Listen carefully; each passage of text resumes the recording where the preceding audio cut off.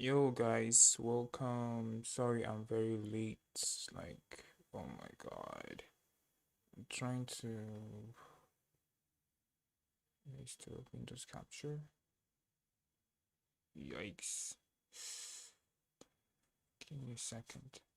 Speed test. Okay, everything's good. It was MSC. Too good, so let's take it out. In Spirit, I feel like this is smart. They take away the Freya, but it is quite questionable to me as why they would ban out the Valentina in the first place and why they're willing to give the Atlas without Maybe what the fuck? a direct answer to it. That might come back to bite them. But as you look at the bans, even Vamos respected the Barrett's capability, and Sawa was great on the Marcel up against Ignite. I am always a big fan of Guinevere coming out early, and Vamos might be able to set tempo with that high crowd control row mid trio in the Sorry, beginning. I'm late. Yeah, Sorry, I'm very crazy crowd late. control if they're able No, to I'm not actually very land late. those skills I'm actually onto Team Spirit. It's going to not be late. troublesome, but again, Just give me a usually second. when you I'm go for trying to these set up the combos, charts. you lose out on a bit of that counter matchup, right? And it does feel like Team Spirit are already going to be building towards that. Those strong side laners. They pick up the Esmeralda. The Paquito and the Barats were already banned out earlier. Now they get rid of the Arlet. The Freya was also taken out. I feel like the Valentina ban is more of respect to Clockwood. He's been having phenomenal games on that Valentina. And again, for Spirit, it's all about enabling Bomba as well. They ban out the Melissa too. Let's go! More space. Bomba as well to really penetrate through this front to back that Vamos seem like they're building for Natco. Interestingly Can enough, Spirit some of win, the guys. pre-show talking points, Paquito banned, as Renmar mentioned, Barat's I need to also renew. banned. One of the only games we saw Marcel played Stuff and quickly. won, that was Team Spirit. So they banned that one out. That's not too surprising. Moskov coming in late alongside the Melissa, focusing on the gold lane. So we probably won't have anything crazy. But one of our only games we've seen Atlas let through. So three really strong heroes to start off. Claude joining the roster of Team Spirit. Ooh. And Brody. a Brody response.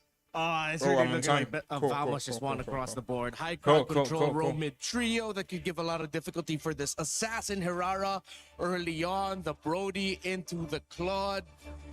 They might have already just won with 4 out of the 5. Wow, that's how strong you feel. How does it sound like they're saying Wow. evils? All right, Evils. what can Spirit do here? Hiko still has What the that hell? final pick. Yeah.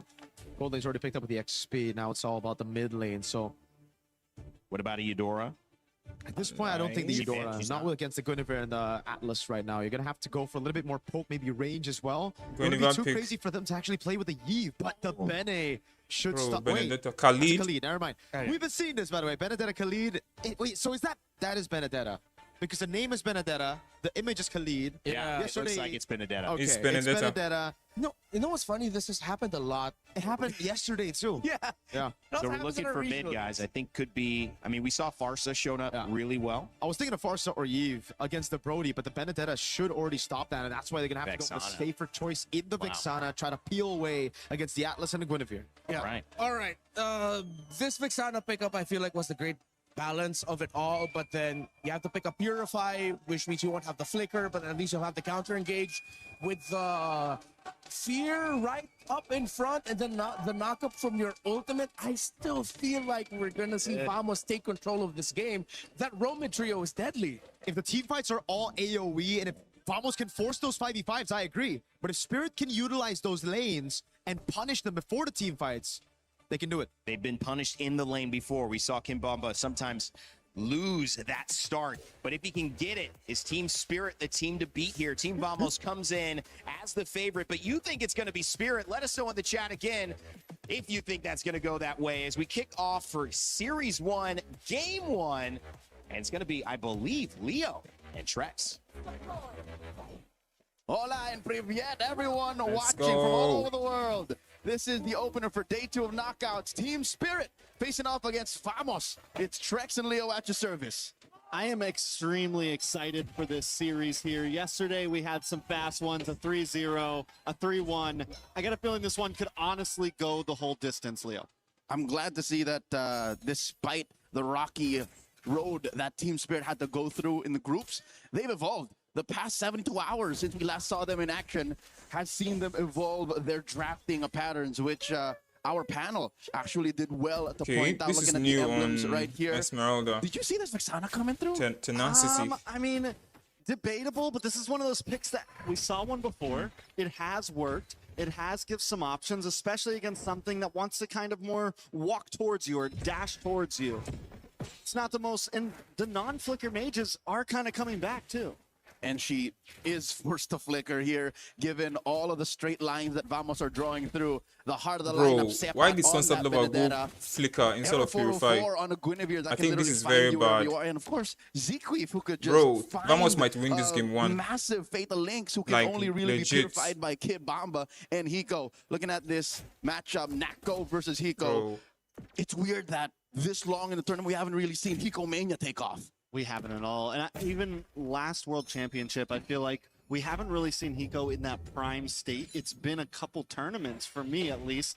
The Hiko that we once knew that was extremely aggressive. And I don't know if it's just Team Spirit taking a more passive route. We had that interview with Bamba not too long ago where he was like, I just want to go even in my lane. I don't even need to win it. And I think Team Spirit is trying to get that discipline. But I think right now what we need to see them is the aggression. They need to know when's the right time to push it in. Even 2 minutes in between these two teams that we expected a Straight lot out of for aggression Vamos. from. The turtle seems to be a fragile dance. Sepat gets spotted up by Sawa, pulled out. Oh, camera! Sorry, egoist! A very Nice. clean off-cam pick. That's actually And I good. think it's a good trade. When you're able to get some traction in the gold lane, sometimes it can be worth giving up that turtle. Zardo Bro. is going to take a little bit of damage. Should be able to get away from this. Nice. He's on the Aurora. Nothing major. And Team Spirit, even after losing the turtle, take the gold lead. Zar with a quick gank down. Nako tries to get away, but the Retchery gets the slowdown and helps secure that first blood. 2v1 with Team Spirit getting a 500 gold Kid lead Bomba is off winning his, that winning his lane exchange. against I still can't say it's worth it. Zeki. Wait, against who? I can't with my whole heart say Sepa. that was a worthy trade, but looking at EXP diff, Bro, it's a good trade. this What do you puts him mean? up by almost Team a Spirit full has XP like bar up. 600 gold lead. Sorry, you go. It's the off the It's break not start. Sawa's much, still but not at level it's 4. something. Zekeef has already reached it. So this is something that I think we have to consider. Zekeef can just jump in, grab Bro, these two. Aurora since is Sunset Lover rocking does my not have one. favorite skin. Oh, that's a grab. Damn, Jesus Goes down, a Christ. little bit more damage with Fatal Ultimate. Links. As Bombos Damn. just tries to get away, Kid Bamba Sao with the just got rotation down. It's deleted. actually surprising. He's out rotating the Actually Benedetta right deleted. now. They just He's dropped winning out in everything on lane him. as well. Team Spirit making some plays on the map. Contrary to what he mentioned in an interview, you said he just wants to go even. This is not even at all. He's literally bullying Sepat, moving faster elsewhere, and I think that's what allowed for that 2v1 down bottom. There was a lot that Vamos was dealing with on the other half of the map. But now, with that kill into Vamos' hands as well, things have kind of evened out. Sepa, this is the first Benedetta we've seen in the XP lane so far. We haven't seen a Benedetta picked up. We've seen it a lot in MWI. We saw Bro, we did. no way. Another That's the focus knockup, on the another tank. ball, Requiem Sepa lands the time should- after they should time. change. Salvo continues Nice, to nice, target nice, it. nice, Egoist nice. doesn't Nice want to zero. respond with a kill of his own. Braves Nice, might, mind you, this is not a revitalized Belleric. He just went up, punched him straight in the face, stole some life and flickered back. The godfather of Mlbb and ECA showing a lot of Nice. blood. Look him. Close Nice game. down. As Vamos scrambles, Team Spirit going to be able to get a little bit I of predicted a placeholder Team Spirit to on win this turtle now. in my prediction Air Force video. Force not even a contest for it. Vamos knows they have to back off. This is the aggression we were looking for. Team Let's Spirit, go, Spirit. finding Let's go, plays let's on go, the map. let's go, let's go. All right, throughout the group stage, I figured that one-step conversion was the key. And how's about this for one step? One misstep, Damn. a failed bait, Bro, look at that a HP regen. kickoff straight into a turtle take means Team Spirit now, everything they're building up to is worth it. I'd say 1,000 gold. That's enough Yeah. evidence to say that the first 5 minutes belongs to Bro, them. What's Bomba amazing on about this. that last play too is Sawo willing, knowing. I'm Wait, gonna wait, hang they on want to slow. kill Bomba. Oh, another ball Requiem. Bro, Into a purified. wait. Why is Bomba still stand? No, he won't. Oh, back on the Yes, nice. He Should survives. be okay. Able to get away. He took Very everything. clean, and this is what we were talking about. Kid Bob They should up mirror in it. the They should lane. mirror it, bro. Just dominating down on the boss side though. Hiko with a nice blazing duet. Zeki forced to go back onto the tower. Free turret, Nako no? Nice trying to Bomba, get nice involved. Bomba, The bro. Sparkin walks up as well. Team Spirit though. He took got what they everything. came for. They cut the And still wave. survived. They're back on the map. Approaching 2,000 gold mark. The Dragons are soaring towards a strong mid-game berth. Treks throughout the group stage. Team Spirit has had a love-hate relationship with the Claude. It's a good hero on Hiko, don't get me wrong, it's just they've always paired it with a weird Ling or a lineup that's always dead on the other half of the map, but this time, I'd say with Kid Bomba finding his new footing, getting a Yo, little more of that Kizzy, welcome to the Bomba stream. Sorry, I swag, didn't see it. I Yo, think the Chan. Claude is doing much Welcome better everybody. for them. By the Yeah, way. and I'm just happy to see Hiko on a marksman again. Obviously, I'm rooting Nice for pick Team onto Spirit. Sawo. Team Sawo will be Spirit. okay, Team but the knockup in Spirit. response to the Eternal Guards. Akif forced to run away once again. Vamos continue. Oh, Whoa, the from flank. the bottom. Bro, Beautiful nice. busting Let's move go. from Hiko as well. The kill on Anako secured. There's Beautiful. gotta be some part of Amos that thought, let's not put purifies on our heroes. We're gonna be the aggressors, and there's nothing wrong with that. It's just, I don't think they expected Team Spirit to be this aggressive. Looking at this lineup, you're thinking, hey, Hiko won't be as in your face. Sunset Lover will be keeping himself scarce, but that's not what's happening. Team Spirit has picked up the pace. This is not the same Team Spirit we saw in the groups. Yeah, and it's like they see every single attack coming before Vamos can do it. Stars. Here comes Kid Bomba, though. Sawo Nice. as well with a nice Wrath of Druid. On to Nako and Sepas. Bro, Sawo is taking a lot of damage. Sawo taking a lot of damage. Zero gets the total. Nice. Corner part So memory Sawo is secures dead. kill on to Sawo. Nice, Hiko nice. comes in, able They to clean find up, some clean power up, clean for up, clean as up, clean well. up. Will go down. Zakif Okay, they remain disciplined. holding back as Team Spirit take turrets. loses the turtle, but Top comes is out and free. wins and kills. Definitely free. 1 for 1, I'd say a roamer for an XP laner.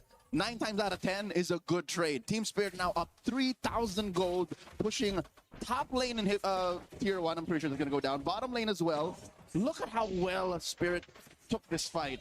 That one pickoff, that one trade, the fact that Sawo got his ult right where he wanted it means Team Spirit was going to go where they wanted and get that conversion. Top lane falls eventually. Team Spirit not only winning out in gold, but winning out on the map as well. And as I was saying, it feels like every time Vamos wants to make a play happen, Team Spirit knows it's coming and is so quick to respond.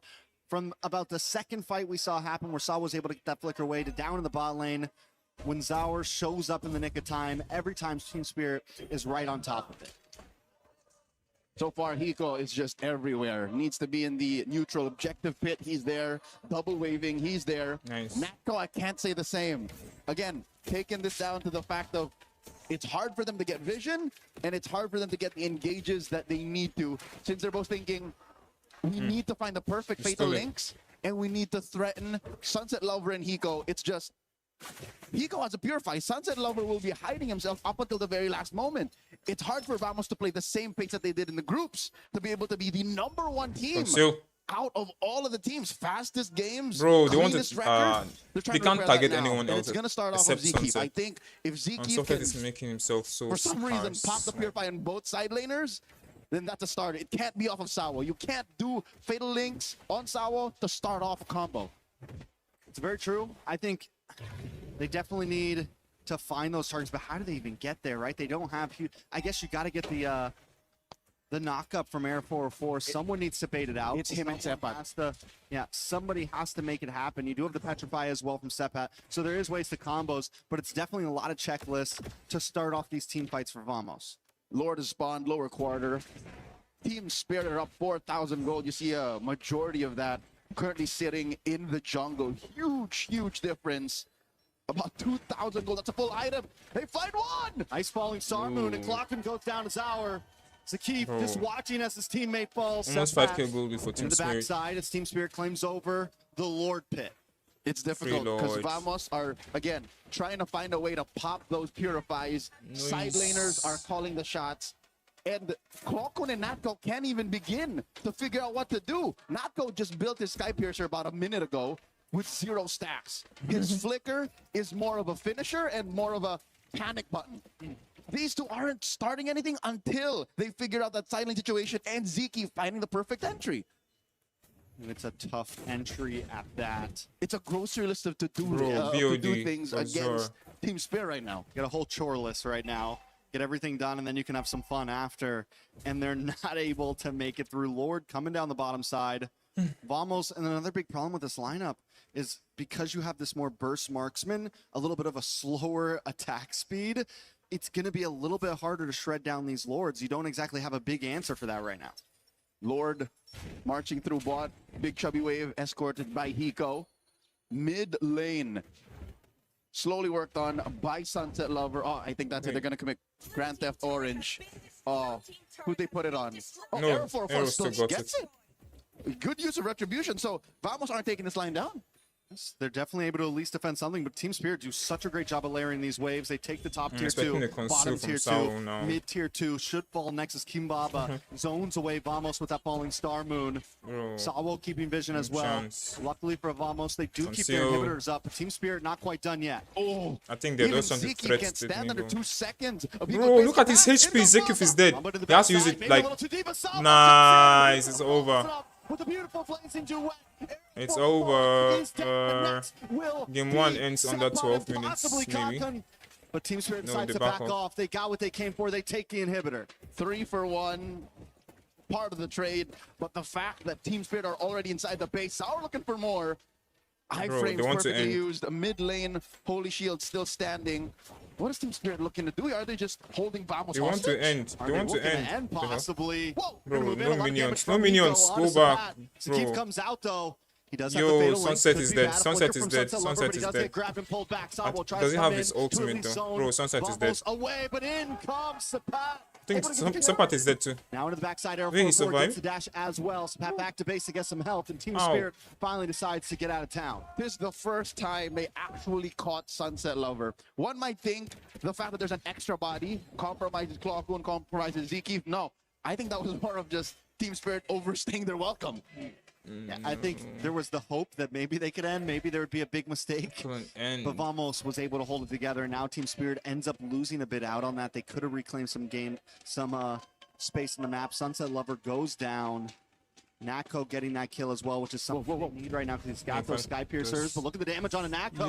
Yay! Sky The Piercer dial for... right No, wing, Nico Hiko, is Aero dead. 4-4. No. Able to slow Bro, them wait, down are a Team little. Spirit throwing So this when game? he go off the map, traded out for a roamer, this is one of the first few jabs that Vamos has actually think Natko put up has, against Team like, Spirit's chin. I don't think that's 2 enough though, stacks on to Sky stop him from Piercer now. actually starting up a slow but dominant Lord Bro, dance, which is they need to be something I careful love. with In this the knockout Brody. stage, we start the dance again. It's definitely been a slower pace, especially Bro, look even at in this the groups. shield. We had a little bit of that Look at here and this there. shield from A little bit of the Kimbomba. macro play. Right now, Vamos does have to worry about that long lane Yeah. right now. Team Spirit can take it slow. RNG not in the favor of Vamos. The Lord spawning up on top side and that bottom tower going down. Yep, long lane, in control of the Dragons of the North. And Zar Egoist here just doing his darndest. All they can do really, Vamos, is send the Sepat. He's the fastest rotator from the team, besides maybe Zekif. He can try that too, but Sawo Conceal. looking for the conceal, finding the engagement. 10 seconds off of it. Requiem already? On a Kid Bomba, but they do buy the time. Kimbomba is very tanky. I think Kimbomba is dead. He's dead. Bro, 4 stacks. Eternal Guard comes down, but Sunset Lover finds a key as Hiko looks for an 4 angle stacks in. on this Brody. Vamos still not giving up ground just yet. Team Spirit might want to try I to push swear, in. they need to be Zarya goes, careful. able to get a lot of damage out. But Bro! Sunset is dead. No, nice. But he went it too deep. Bro, this Zoro is very slippery. Hits a beacon back. Hiko finds him. a nice blazing duet, able to get some nice damage, but Air 4-4 No, not Aero giving is this up. definitely Will get dead. taken down for his sins, staying too long. Team Spirit now looking for the push back in. 3 for 1. Massive win for Team Spirit, holding that 8,000 gold lead, waiting for that Lord to spawn. Kid Bomba will be up. Flying Clouds will be a boon to Team Spirit's final push. This could be it, Trex. Team Spirit, one big it's hit. They definitely don't have a it. wave on the top or mid Oh, though, wait, so it's all wait, gonna have to come from the Sao. bottom here. Okay, Sao wait, comes Sao in. missed. No, he Purify still got does it. pop the Jesus, damage. the It's too belly. much. The keep goes Oh my down. God. The Lord is Wait, getting Hiko is still dead. closer As Zarya takes Nako down to about half health. Bro, this Sunset not Lover cool. lows, This he not scores it back nice. up. Nice. Sao Clockon is dead.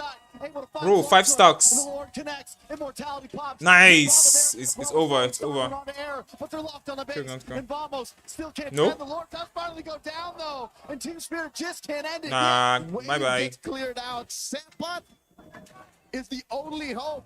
And Nah, you can't do might be anything. the only XP laner to be able to do this. Zarigo is escorting that wave. Top lane inhibitor falls. Arrow 404 It's and 7 open on the base. over. Team Spirit. Game 1. Clean it up for game Yeah, number 3-0 if they play it like one. this. Very well done at this point. Come on, Team Ending that Spirit. game Come- with about a come on, TS. Come on. 7,000 plus gold lead. Bro, group stage means nothing, bro. Almost scrambling through most of it. What matters is the Now playoffs Winter when it is actually here, matters. finally. The Dragons of the North, shoulder teeth. and are on the board against Vamos. What a game. I'd say what? A good 80% of that, it was up to Team Spirit. Completely up to Team Spirit. A few moments where Vamos Wait, are they crying? were What the able to hell? at least fight back. The game is not Vamos been in over. team fights, but Chill. even a few moments that Team Spirit messed up, like when they stayed a little too long in the base there. Just a punish. Wait, Just why? She's actually really punish. But They were trying. trying to finish. Damn. So Fans. far, this is the best shape we've seen Team Spirit in MSC 2026, even against Guangzhou in their clencher. They weren't this clean. They figured out who they are in this Does she know metagame. her It's stuff is Scarlet upside Embers down? 2.0. Very One well by done EXP by diff. Team Spirit. So where do they go from here, right? Does Vamos have a big answer? I'm sure they'll break it down more later, but taking a look at this game, Team Spirit, you Nice. said in the very beginning, they look different, not just in draft. We got to see a slightly different variation of the way they want to come into this game in draft, but even in their gameplay. We wanted aggression from them. Once they smelled blood in the water, they were on it. They continued to fight back. Every time Vamos looked for a pickoff, Team Spirit was there with an answer. Bomba. And this gives me a thought or two. I think our panel should be able to break this down. What's going on with Vamos? They're usually the team, again, that plays the cleanest.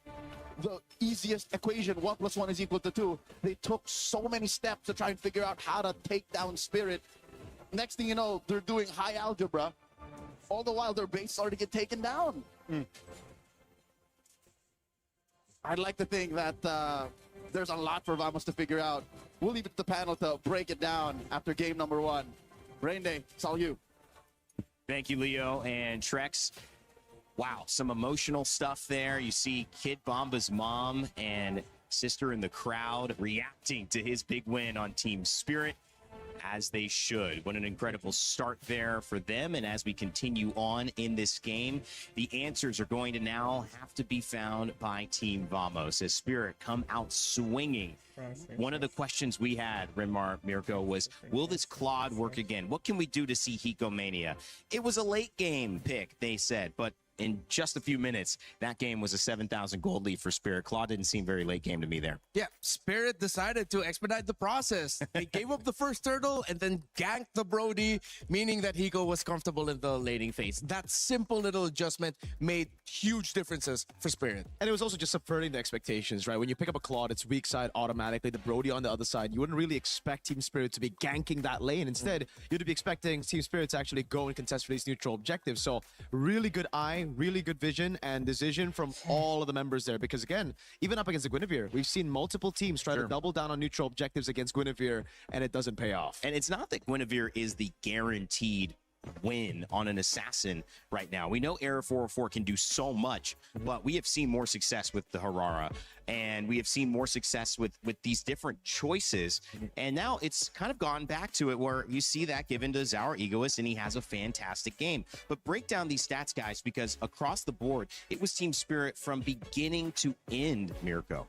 It really was, man. All the way from the start, it was just fantastic by Team Spirit, the way that they were able to stay away from those team fights. Because me and Renmar, we identified it earlier in the panel, right? For Vamos, they have a great composition if they can force the 5v5s, if they can force these brawls to happen together. Spirit, they use that lane dominance, and I really got to give props to that Esmeralda first pick, right? That lane dominance over in XP that literally just took everything away from Vamos.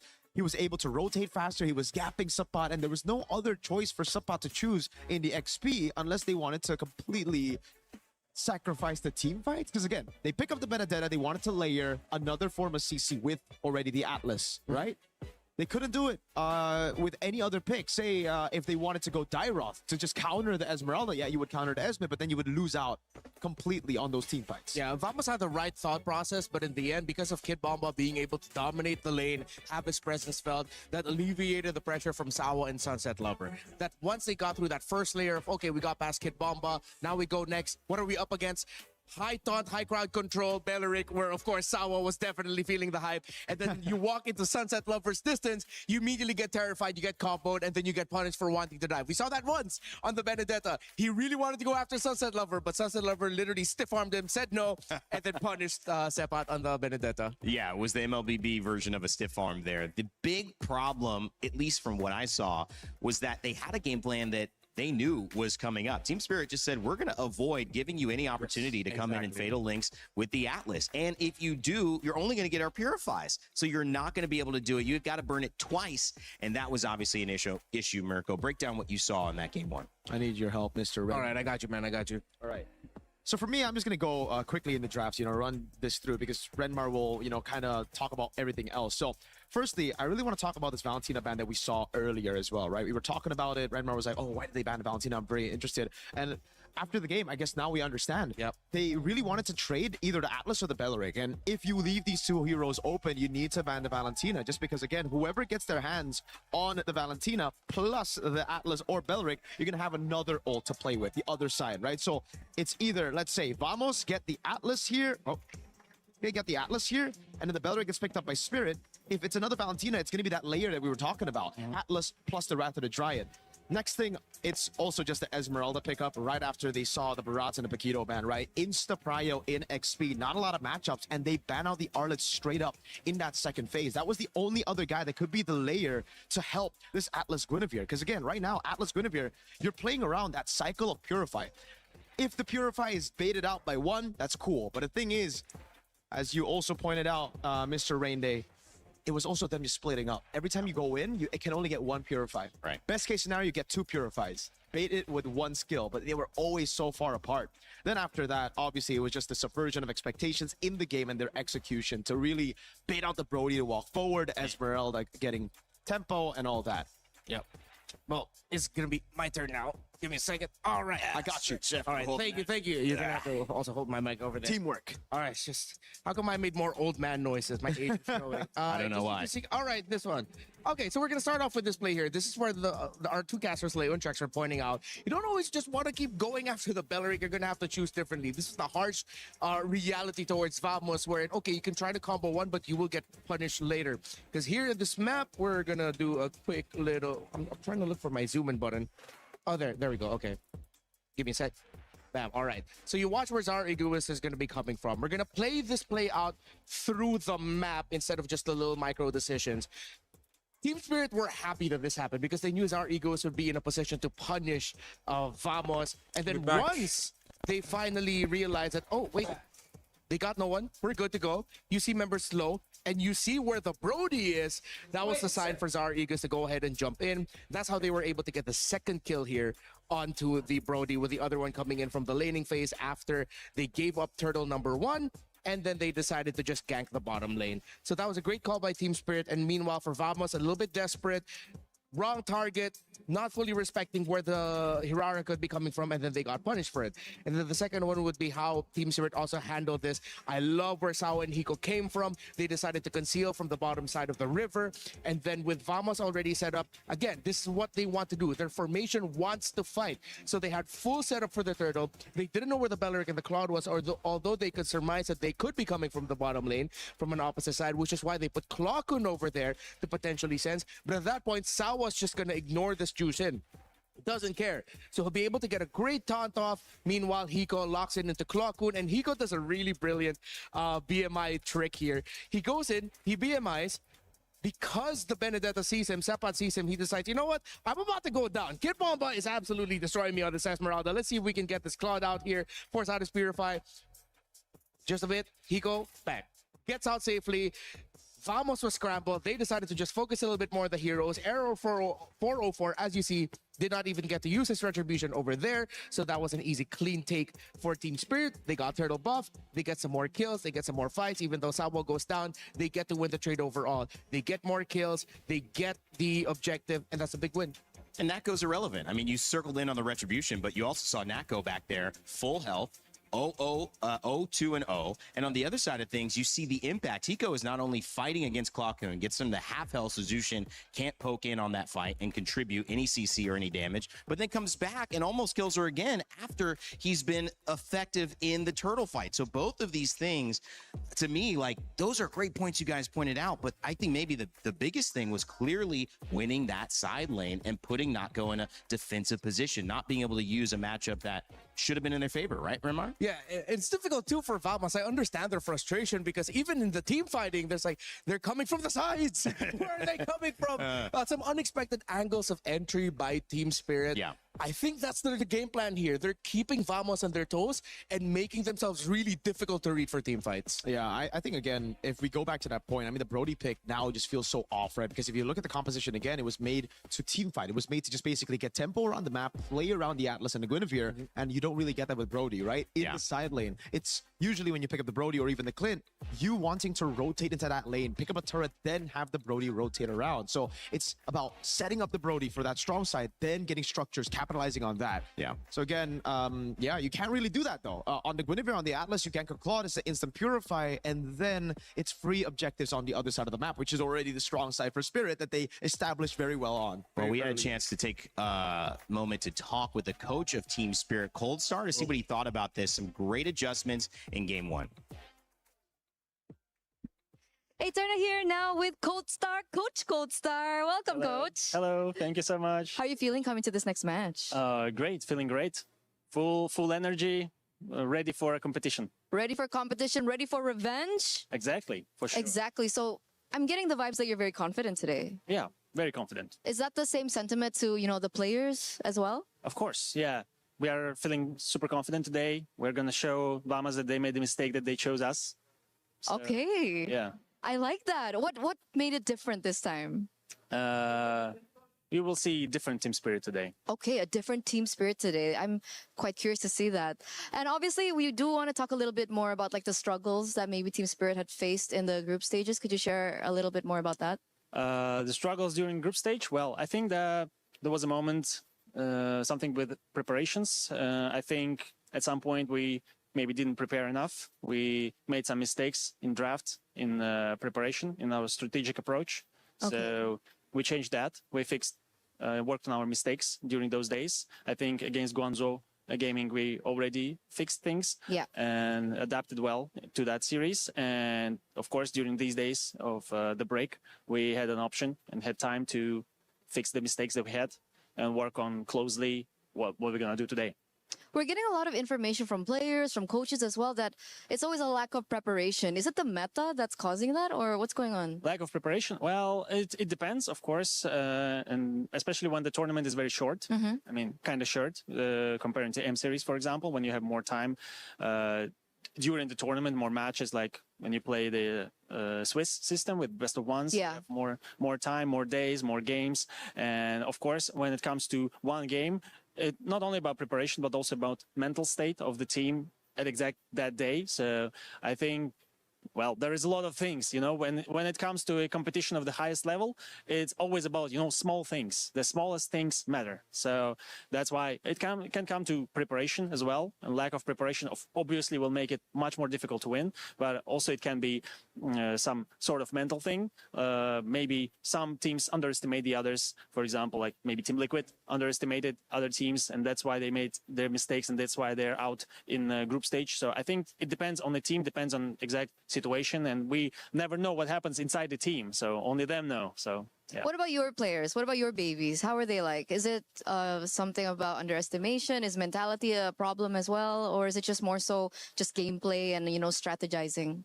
It's a good question, because well, I think that for the group stage, the match that we lost against Bamas, everyone made a small mistake. It's like a little bit from everyone, from me as well, from players. So a little bit from every side. So, and as I said, when it comes to the highest level of competition, those small things matter a lot. So that's why I think it happened. So we're expecting a collective improvement from Team Spirit today. Indeed. So maybe do you have a message to your fans back at home, the EC fans, just the international fans in general? Yeah, of course. Thank you very much for cheering for us, for rooting for Team Spirit. We're going to show great performance today. Keep cheering for us, guys. We're going to show great performance. Let's go. Thank you so much, Coach, for this interview. Good luck for your next match. And we're going to throw it over back to you guys. Thank you.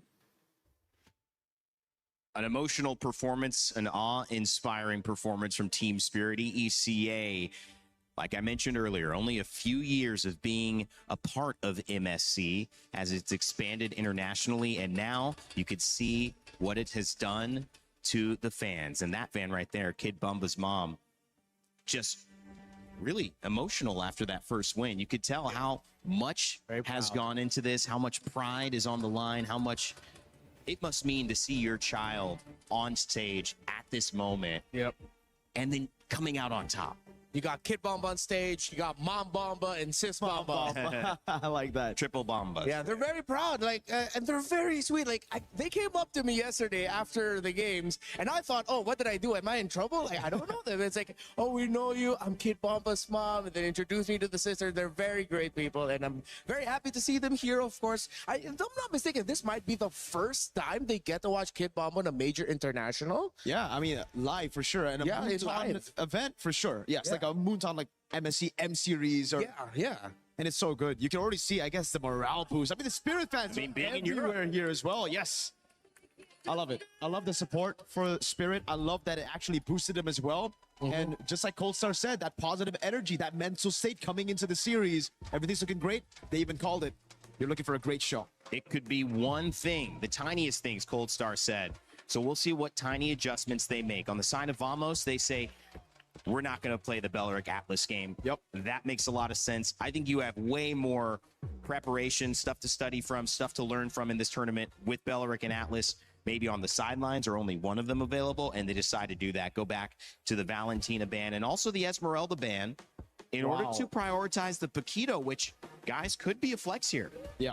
See, I'm actually more of a fan of this, right? If you go for the Barats or the Paquito, you go for the Paquito first here just because you can flex it 3 waves, Right. especially Yeah. considering Spirit don't really want to play Zaur Egoist on a Barats jungle, right? So even if they pick it up, you know for sure it's going to go on Bomba, not on Zaur. This is a good one. Bomba's amazing. Hiko has 100% win rate on it. We haven't seen Zaur on it, but it's going to be good as well if they are able to just, again, establish control early. Yep. So many options, especially with a Valentina Atlas Esmeralda taken out. It's perfect choices for Paquito first pick. But Vamos does something surprising with the Barris. Yeah, it's flexed, but then they paired up with a Shushin right away. Yeah, I wouldn't be too surprised here. They go for the Hirara again. We know Zaur wants to go out on those assassins. And he didn't get it last game, which is important. Now for Spirit, do they want to go no, he Uranus? Do they want to go Uranus straight up, right? Against the Barats. Thing is, error on... Yes, they do. They're calling in the bluff because I think it's similar. Again, from yesterday, the Barats pick. Everybody knows it's not going to go on Nile. It's going to go on Shogun because Nile wants to be on carries. Here as well. You look at error, you really think he's going to go utility Barats? Nope. Guinevere is like... That is the limit of how utility is going to go. Yeah, because even Guinevere, as utility as it is, it has some sort of carry factor that we mentioned with Ling disappearing. Here comes Nolan. So it's not Hirara Ling as we were placeboed into believing, as Mirko pointed out. It's Nolan and Hirara as the actual trade. The Barretts and the Uranus being open, honestly, from Vamos was quite unexpected. A little bit disappointing. I thought they would just go Uranus there, you know, with instead of the Barats pick after seeing the Paquito and how it could be flexed to 3 lanes. And Spirit didn't even need to bring it into the second phase. They were like, oh, you're revealing your cards early, so we're also just going to counter you. Well, you know, you could see Aurora and Nolan picked up again. It is the second game, to correct myself earlier, on Zaur for that. But Nolan, probably a lot more comfortable here for Arrow 404. Absolutely. And we've seen Nolan rise in just value generally in this tournament. Melissa banned out as well from the side of Team Spirit, so she won't make it through yet again. I think it's going to be the same matchup now for Spirit. They should ban out the Moskov as well. Try to force Vamos on a claw. They even... Oh! The Clint was a pretty good answer yesterday as well, to be fair, against the Paquito. I thought they were going to ban out the Moskov, so they forces the Claw, but this is a very similar thing, right? Yeah. Moskov Claw, you can still bully him. It's just that it gets really annoying with the Moskov Spear of Misery. Gord actually gets banned out, which is quite interesting. Trying to take away that... It doesn't really look like a Gord comp to me, though. Bit of stun, bit of damage. Yeah, honestly, at this point, they can just trade the long-range poke mages instead. They didn't even think of the Gord because they're so mobile. Yeah, like Eve with the Valentina gone. I think we go back to like Eve Farsa trade. Oh my God! I'm so Marcel. used to seeing this guy not show up in draft. I did not realize he wasn't banned It's just out. usually auto-ban, man. Yeah. Oof. Oh, maybe Spirit also overlooked that. Yeah. They're going to hide their last pick, gold lane, for Vamos. Spirit are going to have to reveal all their cards. We know already where the Paquito, Hirara, and Uranus are going. So it's about the mid and roam right now. To deal with the Marcel, to try to get control early. Or do you go on mid and roam? That's the question. You need to go for Prio. But is it Cho? Do they really want to go Cho? I've always been a guy to say don't pick Joe into Marcel, even though it is very skill-based and players have gotten better for it. Eudora? They can pick off. Matilda. They get Matilda. Yeah. Wow. The Eudora, pretty solid against the Nolan. Going to be very annoying. It also enables the Hirara quite a bit. The Matilda's there, and they still go for the Brody. Okay. You can deal with the Paquito somewhat in lane. Yeah. But that Matilda, if everybody just comes flying by at you, dude, it's going to be a rough game. So it's all about early game. It's all about that Turtle 1. It's all about snowballing for both. And maybe they have the answer here. Obviously, the Marcel has been one of the most dominant picks when let through. Just alone with that, are you liking Vamos's draft a lot better? Well, I really like the Marcel, but it depends on how they are able to pull off that early game. I can see some angles where the Marcel could give a lot of difficulty for Spirit, but equally, Spirit might just not even care about the golden hour. All right, well, we'll see. Is it going to be golden hour here? Marcel let through yet again. Will he continue his dominance here at MSC EWC 2026? Let's send it over to Leo and Trex for game 2. Back in the land of Dawn, we're going into game number 2. We're expecting Vamos to equalize, given that they are going to die on this hill. They're once again playing the Brody and the Zushin. Let's see if it works better this time. I do think they have a little bit more of an engage capability with this Marcel. That's the trigger finger, right? They also have the Barats on Sepat. It's definitely a very different lineup around the Brody. You have some way to make space for him to actually move around in these team fights. And you're winning in the jungle. Again, the Nolan into the Hirara is a slightly more advantageous. Oh, DK taking a bit of damage here. As I was saying, a bit of a more advantaged head-to-head against the Hirara, which Zericxnn has to figure out. But one must consider, he has momentum on his side. He's, again, just playing the same hero, pressing load game. And we already see the momentum that he's trying to create, even his routing there. Instead of just going straight to Orange, he makes a quick pit stop in the mid lane, looking for some possible pressure. They're able to get the Litho Wander, so Team Spirit already showing after the momentum of game 1 that they want to keep on attacking. Yep, Zkeef here, escorting Error 404 for a little side lane small camp action. Pop in Bomba, putting him at half health. And I think this should be a successful small camp steal. Arrow 4/4s are unable to get there in time. He's already used his retreat. But the attack onto the top side, Sawo getting space. Both teams, though, still taking a slow. Zauer going to try to take a camp of his own now. But a lot of damage. Lands on Error, but actually gets back onto Team Spirit. He's going to move back onto his campus. Sawo continues to harass here. If this was anyone else other than the Matilda, it would have been a difficult situation to try and clap back. Maybe just a Minotaur with a motivation roar would have topped you off from the burstiest hero on paper in Mobile Legends. This is a equal turtle dance that we're starting up. Looks like Zauer might go for his purple first. Nice deadness welcome. Sawo able to flick back though, but still gets pulled in. Sunset Lover looking for the engage as well. All of them brought back in. Vamos. But look at the damage from Bomba. Air 4 goes down. Turtle goes into Team Spirit's hands as well. And it's hell for Vamos right now as 3 members drop right when they thought they had it. I'll take that deal any day, twice on Thursdays. Sawo for 3 and a turtle. Let's see that again. All right, everyone gets brought back in. A nice play, and Vamos feels like they have it, but Kid Bomba in the midst of them, continuing to get damage. Oh, they're just too grouped up. All right, triple stacks on the Ionic Edge, I think, is what did the job. And I think just Sunset Lover getting superconductor stacks on everyone. Sawa says it's worth it. Oh, okay, so top half of the map, again, different story from game 1. Can they get it flipped over on the bottom side? At least it's a better situation for Natko. Natko did not die in the first 2 minutes. Natko hasn't gone down, but just about everyone else has. Zkeef takes a lot of damage. Vamos, how do you recover from that in a fight where you just felt like you had it? And it's the same exact story as game number 1. Vamos creates this engage. They almost get it, but Team Spirit always responds better.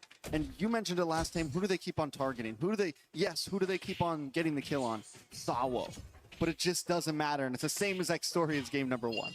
40 seconds till the turtle spawns, and Sao is everywhere. That's just what you get off of Wilderness Blessing, and of course, just the sheer mobility that a Matilda brings, which some way, somehow kind of counters what a Marcel does in breaking your formation, and what Klokun wants to do with a Zushin to try and get you closer in. Team Spirit can reset over and over again, which explains a majority of, even in the neutral, even when fights aren't happening, why Spirit get to do what they want. Another small camp steal here from Zericxnn. He is up by about a level, a full XP bar from Error 404. I'd say Vamos still have to be very cautious about taking this next objective. Spawns in the same spot. Not only that, but Sepa takes that long rotation down to boss side, and now he just makes his level 7, almost starts, but he's falling behind Kinbaba once again. Vamos, they're rotating around, but never really making a play out of it, honestly. But there's a nice Detna's welcome. Does land down, and Sawo falls. This time Vamos doesn't pay the price for it, at least not yet, but no, he goes there to make sure they get the counterattacks to keep falls. More damage comes out from Nako in the backside as Sepak continues to hold the front line. Team Spirit looking for the re-engage. Sunset Lover continues to drop the beacon down along with Klokun. Impressive reposition by Hiko. Looking for potential targets. Air 404 holding onto the brush. Turtle on 4. Hiko into the backside with a nice 1-2, forcing Air 404 away as Team Spirit gets the second turtle. Team Spirit don't have to force this air to get what they came for, but they do seem to want to present the attack. Vamos back under the towers, losing another turtle and falling behind more and more. Deja vu. Might not have been as bombastic of a trade, a 3-for-1, but a kill onto Sawa for everything else that Team Spirit walked away with, plus a conversion into a tier 1 up top. This is Team Spirit finding their footing. This is them playing comfortably in the knockouts, while Vamos, again, by picking 2 out of the 5 same heroes, are ending up with the same issues. Once they've used the Detna's welcome, once they've come in with Air 404's Kitten Burst. Oh, another one, Detna's welcome on a Uranus. I don't think they're going to have enough damage for that, but wait, everyone does pile on top. Consecration does pop. They're going to walk right into Tower here. Tower will get away, but still that's, oh, in the mid side, Hiko finds Nako, and this is the constant response that Team Spirit brings. Every time Vamos drops a test, Team Spirit has the answers. Now they're going to move on to this purple buff as Vamos is kicked out of town, forced away out of their own jungle. Oh man, even the purple buff is in jeopardy, and Zaur just yeets that out of Error 404's hands. They're propelling up to a 5,000 gold. He's a flicker in! A lot of damage on a setback. Nice golden hour does come out from Vamos. All of them trapped under the tower, but it also stops them from taking tower shots.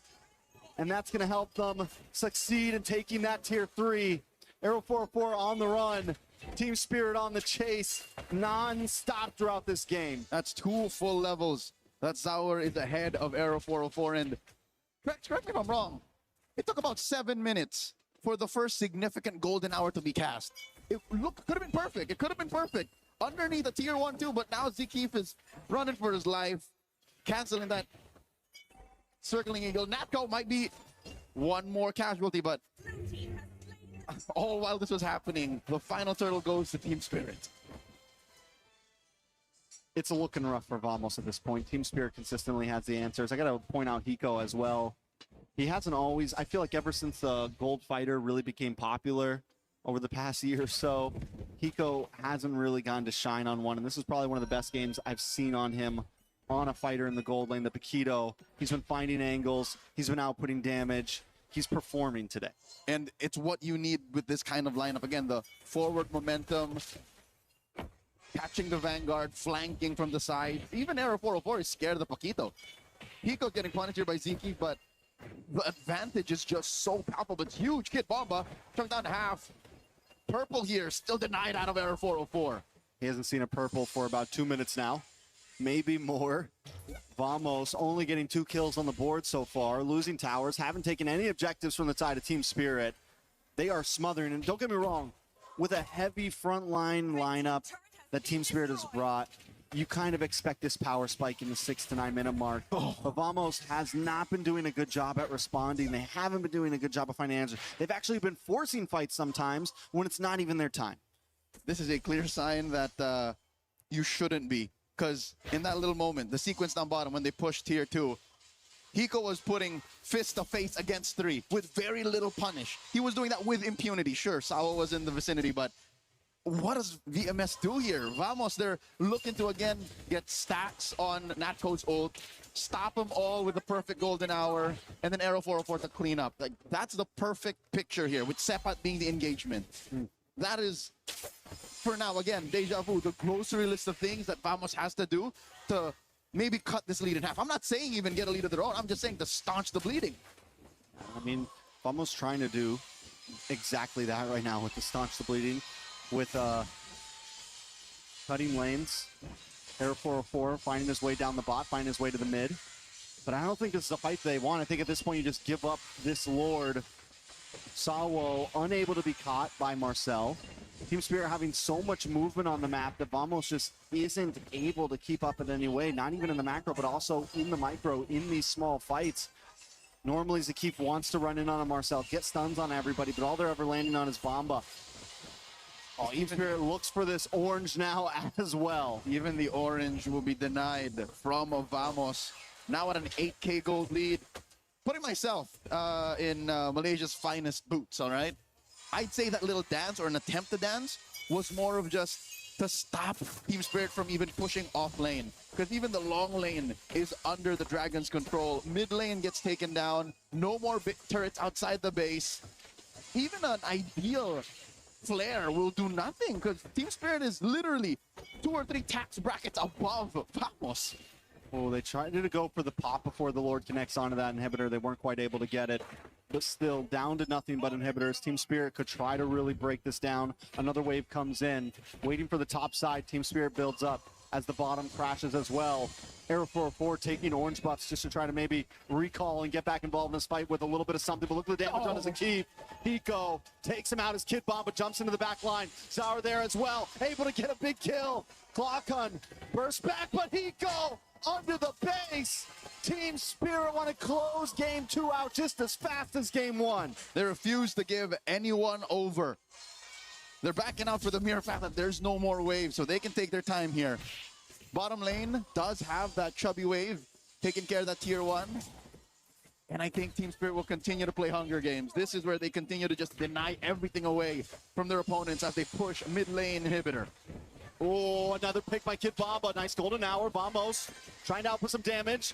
A nice Detnos welcome. Brings it back under. Sawo does go down. Arrow 404 able to get the kill. Bazaar still there, taking out Natco. Hiko falls. Vamos trying to defend. It's 2v2. And Arrow 404 able to pick it up. But Sunset Lover still stands until he finally drops. It's Clockun left over. Vamos defend the base. A Pyrrhic victory for Vamos. They risked life and limb. Look at all these corpses lay about. And they were moments away from losing, but again, did they die? No, they didn't. They're still in it. Game 2. The base still stands. And with the game being just past the 12-minute mark, about 30 seconds for the Lord, Vamos could bide some time to start to scale. Team Spirit, though, do you think that was an overstep?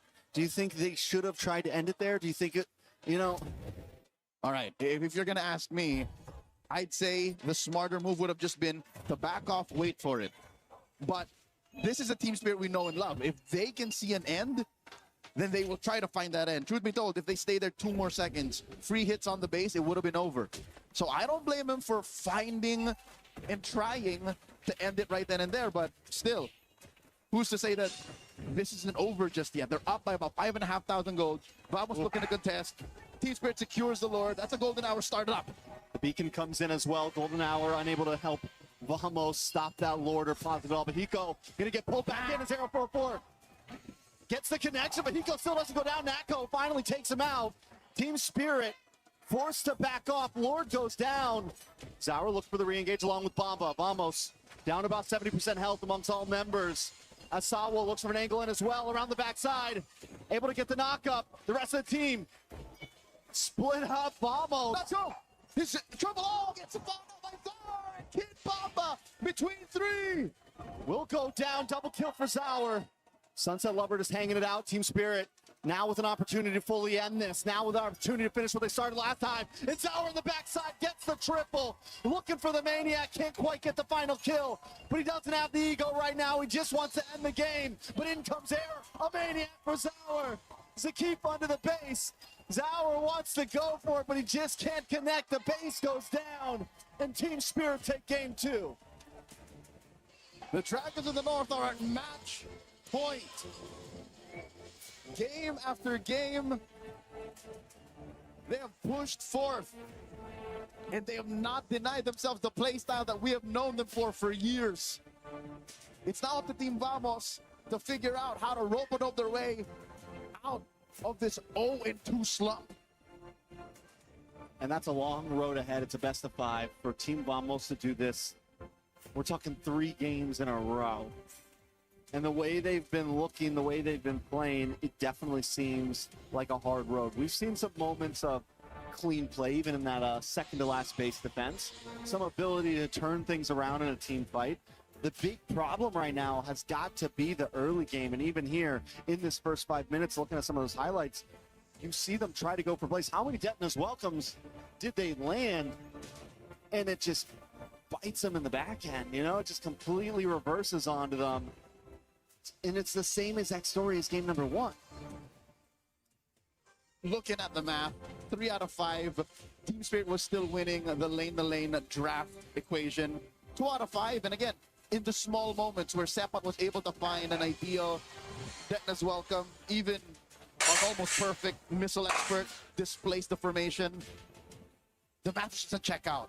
So now, Vamos has to go back to the drawing board and revisit how they ran a perfect run in the group stage, because they gotta get back in that position to try and claw their way out and maybe hopefully get a reverse sweep. Let's throw back to our panel with Rain Day. Thanks, guys. I mean, you gotta respond. You gotta fix the hair as well, Mirko. Of course, I'm coming to you on the jib, man.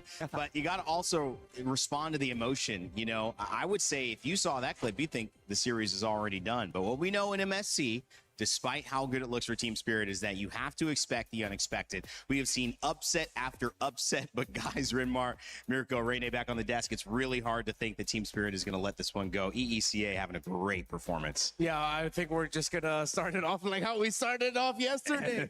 It seems like Spirit really just learned from their loss against Vamos, getting pushed to the limit by Guangzhou Gaming, having to reverse. No way I missed that so game. that they'd make it to this point. I had to go eat, guys. Vamos look like they're just absolutely shocked about what kind of team they're up against now. Absolutely, man. There's so many moments in that game where I just had my hand on my head, and that's why I gotta fix That's it why you gotta real fix quick, it back. dude. Wait, I can who back won? that up. Yeah, definitely. That's what happens. Bomba has an unkillable buff for some reason. Again, could be the Okay. family buff here. Just It's the family buff, It's man. for sure the family buff. But my goodness, 2 times now, right? In game 1 with Esmeralda, game 2 with the Uranus, he gets away from a 4-man gang. This time, Bro. chopped down, and Nolan comes around as well, and he baited the entire team. I literally said And that, I think, Team was Spirit will the cook big push to the snowball Vamos. for Spirit. In my video. There's actually so much. It feels like so much prio in game from Bomba's performance, but not in draft. They're not like, hey, let's first pick this and just leave everybody else to figure something out. Esmeralda was open, so they took it. Uranus was the 3rd pick for them. They're not giving anything away to get these great picks. It seems like, funnily enough, even though Team Vamos did everything they could to diffuse Kid Bomba in their first meetup in the group stage, now it seems like they're overlooking him too much. I feel like, again, for Vamos, they're really taking these picks a bit too fast, and they're really afraid of those flex picks from Spirit, right? Like the Paquito came in and they insta-rushed the Barats. I feel like, again, this is going to be a very good thing for teams who actually have utility jungles in their composition. Error is not that guy, bro. You don't want Zauer, you don't want Error to be on the Barats. So when you pick up the Barats, it's just basically revealing your cards early, and that's why they got the Uranus insta-counter. They revealed all their cards, even though they had a flex pick in the Paquito. You were exactly right. And we talk about the little things, which Coldstar mentioned, the coach, earlier when we had an interview with him. That is a little thing there. That is a very little thing that they maximized all the way. And it was just those little things that built up in the game as well, right? It was winning those lanes. It was Hiko taking Quantum Charge instead of Lethal Ignition as well. Massive change. It's such a small change, but it changed the way that Team Spirit's composition could play in these fights. With the Lethal Ignition, you just expect, all right, insta-burst, go in, get out. Here, he went in, he backed away. So many times it caused so much confusion for Vamos because they were like, all right, we picked up the Juicin, the Marcel, and the Barats for these longer fights. but Team Spirit are never committing. So it ended up being Vamos having to use those abilities for nothing. And I feel like that sums up the story of the series so far for Team Spirit. They've been getting crafty with it. They're really pulling out all the stops to make sure that their idea is, we know we're up against a team that wants to go all gas, no brakes. Yep. How about we're the ones who set up those little roadblocks, those little checkpoints? Just make them go through the journey a little bit slower. And Spirit, they look comfortable with that because they know that they're outsmarting Vamos in every team fight and in every big rotation around the map. When you're from Los Angeles, where I live, you know of a Why couple is someone canyons, always crying? PCH, Topanga Canyon. Oh, wait. The twists and I think she turns, might you be can't the go mom full of speed. Kid You Bomba, have to right? know the difference. And sometimes the benefit is when you know the area versus you don't, you're comfortable in that. And it feels like Vamos, and this is just my thought, look a little uncomfortable in this stop and start. Exactly. Yeah, they're used to just going all out. They're not used to having to recalibrate a little bit of how they're going to be fighting. And then it goes back again to what their performance was like in MPLMY Season 17 in their grand finals, where it Bro, this felt looking like they like were a just 3-0. up against an SRG that once they realized, hey, we're up against a team that really Yeah, I wants to went get to go into the have fights heavily, let's try to breakfast. outsmart them. We'll try to find those little weird angles. feeling very And hungry. it hurts for Vamos because they acknowledge that this is what they went through in the grand finals, and now they're up against it again, and they still can't deal with it. Absolutely. And again, it comes down to, again, for Vamos, their strength is also their biggest weakness, right? Their biggest strength is their biggest weakness. They're very decisive. They're a bit too decisive, right? When they want to go in, everybody does. But when teams get the hold of that, when they download that gameplay and then find ways to counter it by, again, forcing these longer team fights, going back and forth, forcing out those abilities, it puts Vamos in such an awkward spot that we thought they would be able to capitalize on with this meta. But again, with the drafts, they've really kind of relied too much on that decisiveness. They've leaned too much on their own strength and forgetting about how it could be a weakness that could be exploited as well by their opponents. Team Spirit take the second game in this series. Rimar, let us know how. All right. So one play I feel like encapsulated a lot of what happened in the early to mid game and why Team Spirit just ran away with it. This looks so good, right? Oh, wow. They get one. That's the Mathildas. That's the Roamer. That's perfect, guys. We're setting up for the turtle. Zoom out. You get the Eudora. That's just right there. Sunset Lover is rubbing his hands together, feasting. Oh, I see 3 members of Vamos all together. And look what happens once they start the play, once they decide to go for it. Sunset Lover gets a 3-man stun right away, which will set up for Kid Bomba. And again, this is early game. This is first turtle. There's no golden hour just yet for Vamos, but they're fighting as if they already have the golden hour. And Kid Bomba coming in from the wings. It's now his turn to rub his hands together and start to feast as it becomes the story of the little creeping realization that we may have just overcommitted way too early. We don't get a full vision yet onto where Zar Egoist is. Yes, we took out the Roamer, but this is early game. This is where you don't have the damage and items just yet to really pester a Uranus. You took down the Roamer, but the true frontliner is here. Error 404 has to drag out this fight. Vamos has to drag out this fight in the hopes that they'll at least get a turtle out of it, because I feel like this is where they now realize we're probably going to get punished and lose all the bodies here. Might as well try to get the objective. They try to hold on. Error 404 already committed the dash inwards, meaning that he didn't have the dash out. Zar Egoist got a kill. Kid Bomba got a kill. And again, another brilliant stun by Sunset Lover to finish it off. That is what started the big snowball already for Team Spirit. Because we already saw in the highlights, and it was replayed as well, Turtle number 2, once they had the golden hour, Hiko was right on the money. He saw the Rome Marcel, he saw Zekif, and he decided, wait, I'm up a Quito. I'm actually a really busted hero. Let me full combo this Marcel. He took the Marcel out, even with shields. Man. A reminder, again, how brutal a Paquito in the gold lane is. Yeah, and that's why I gotta go back to the drafts again and think, all right, it's just so strange for Vamos to see that kind of composition and go, all right, I want to go ban for ban. I want to go fight fire with fire. When, again, in the group stage, they didn't do that. They went for these team fights. Yes, if it worked out in the early game, that's going to be good. But they would always leave Natco on heroes like even the Moskov, something that could just give them insurance for the late game, say, if plan A doesn't work out. Yeah. It really seems like here, again, they are doubling down on their main strength, but not accounting for their weakness by picking up the Brody all in on early game. I think that is a very strange thing that needs to be adjusted. 2 Brodies in a row. Again, it looks bad if it loses twice. Yes. It looks good if you tie it up, right? So they took the risk. Now we probably need to see something different. And that's the thing, right? When you pick up Brody, again, game number one, should have already given them the idea of, okay, what we need to do if we lose out the first neutral objectives. We play around the Brody. We go and take these turrets. We let the Brody play around us, and therefore we get a 5v5 with the Brody already ahead. Yeah. They didn't do that. In game one, we thought that was a mistake that they could have fixed. Game two, they did it again.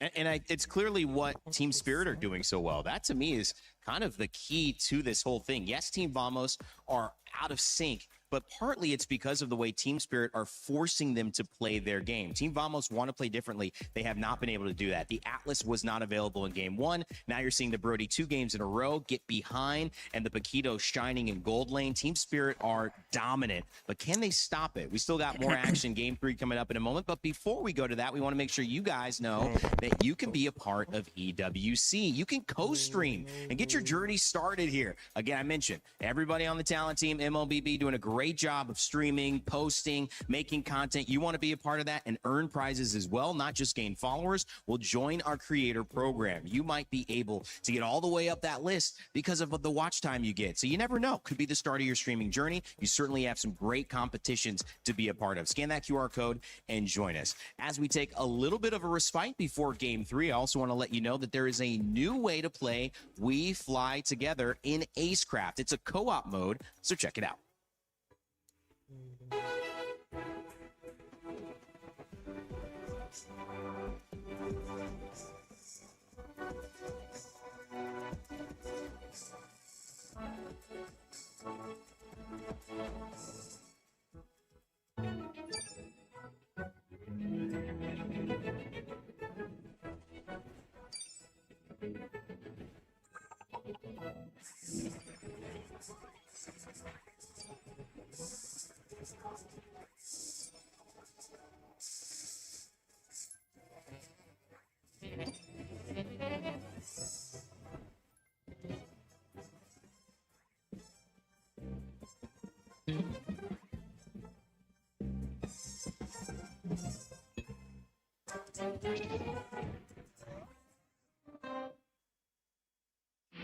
A lot of people are haunted by their past. I'm inspired by it.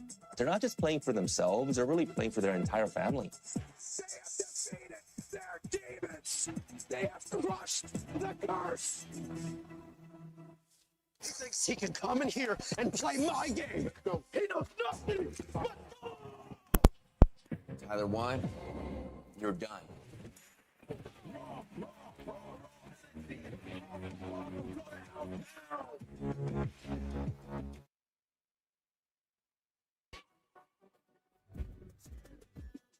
This ain't no regular thing. Came for the weed, you know what I mean? You see my name in the light. Better you wait, champion.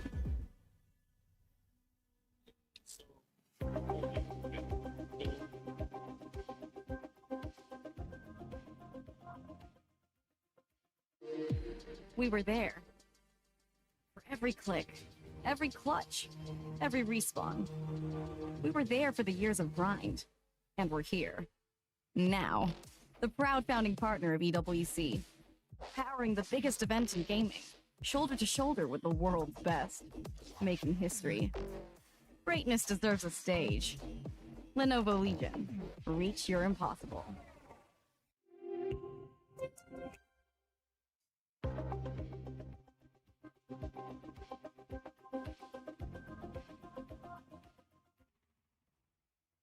Greatness certainly does deserve a stage, and we found it. It's the Lenovo Legion Gauntlet, where the prize trophy, MSC, is up for grabs here with MLBB at EWC 2026. Rain Day, Rinmar, Mirko on the panel as we get ready for a third draft that has a lot. Here's the story so far. Team Vamos came in as the favorites. They put Team Spirit down in the earlier stages and have the upper seed here, but it was the Malaysian squad that would suffer the very first loss to Hiko and Team Spirit, who had a new plan thanks to Coach Coldstar and Kid Bomba, who would jump off to the races in the EXP lane, not once, but twice, and put the EECA representatives up 2-0. It is now the final game game. If they can do it again, it will be a clean sweep and the farthest we have seen this team go at MSC. And if not, we will have another game with Team Vamos maybe getting back on track. But Mirko, all that stands in between them in that game is a better draft. How do they do it? Oof. It's by setting up those flex picks. It's by picking up those prio picks. It's by understanding the fundamentals of the current meta better. And there's no way around it. Again, for Vamos, they revealed their cards super early, even the group stage, right? You're talking about these picks, the Eudora, the Hirara, the Melissa, all in the first week before MSC. And they revealed it all the way from the start. After that, it really just felt like they stuck through that, but they didn't really evolve. I think it's the same for Pro. It's the same for my goats. You know? Yeah. So. Yeah, we saw you crying earlier. Exactly. We saw that. Spirit. They improved. They adapted through those losses, man. Yeah. Because again, they had to rediscover themselves. They had to ask themselves, you're right, how do we actually play Mlbb again? How do we team fight? How do we handle the macro? Oh.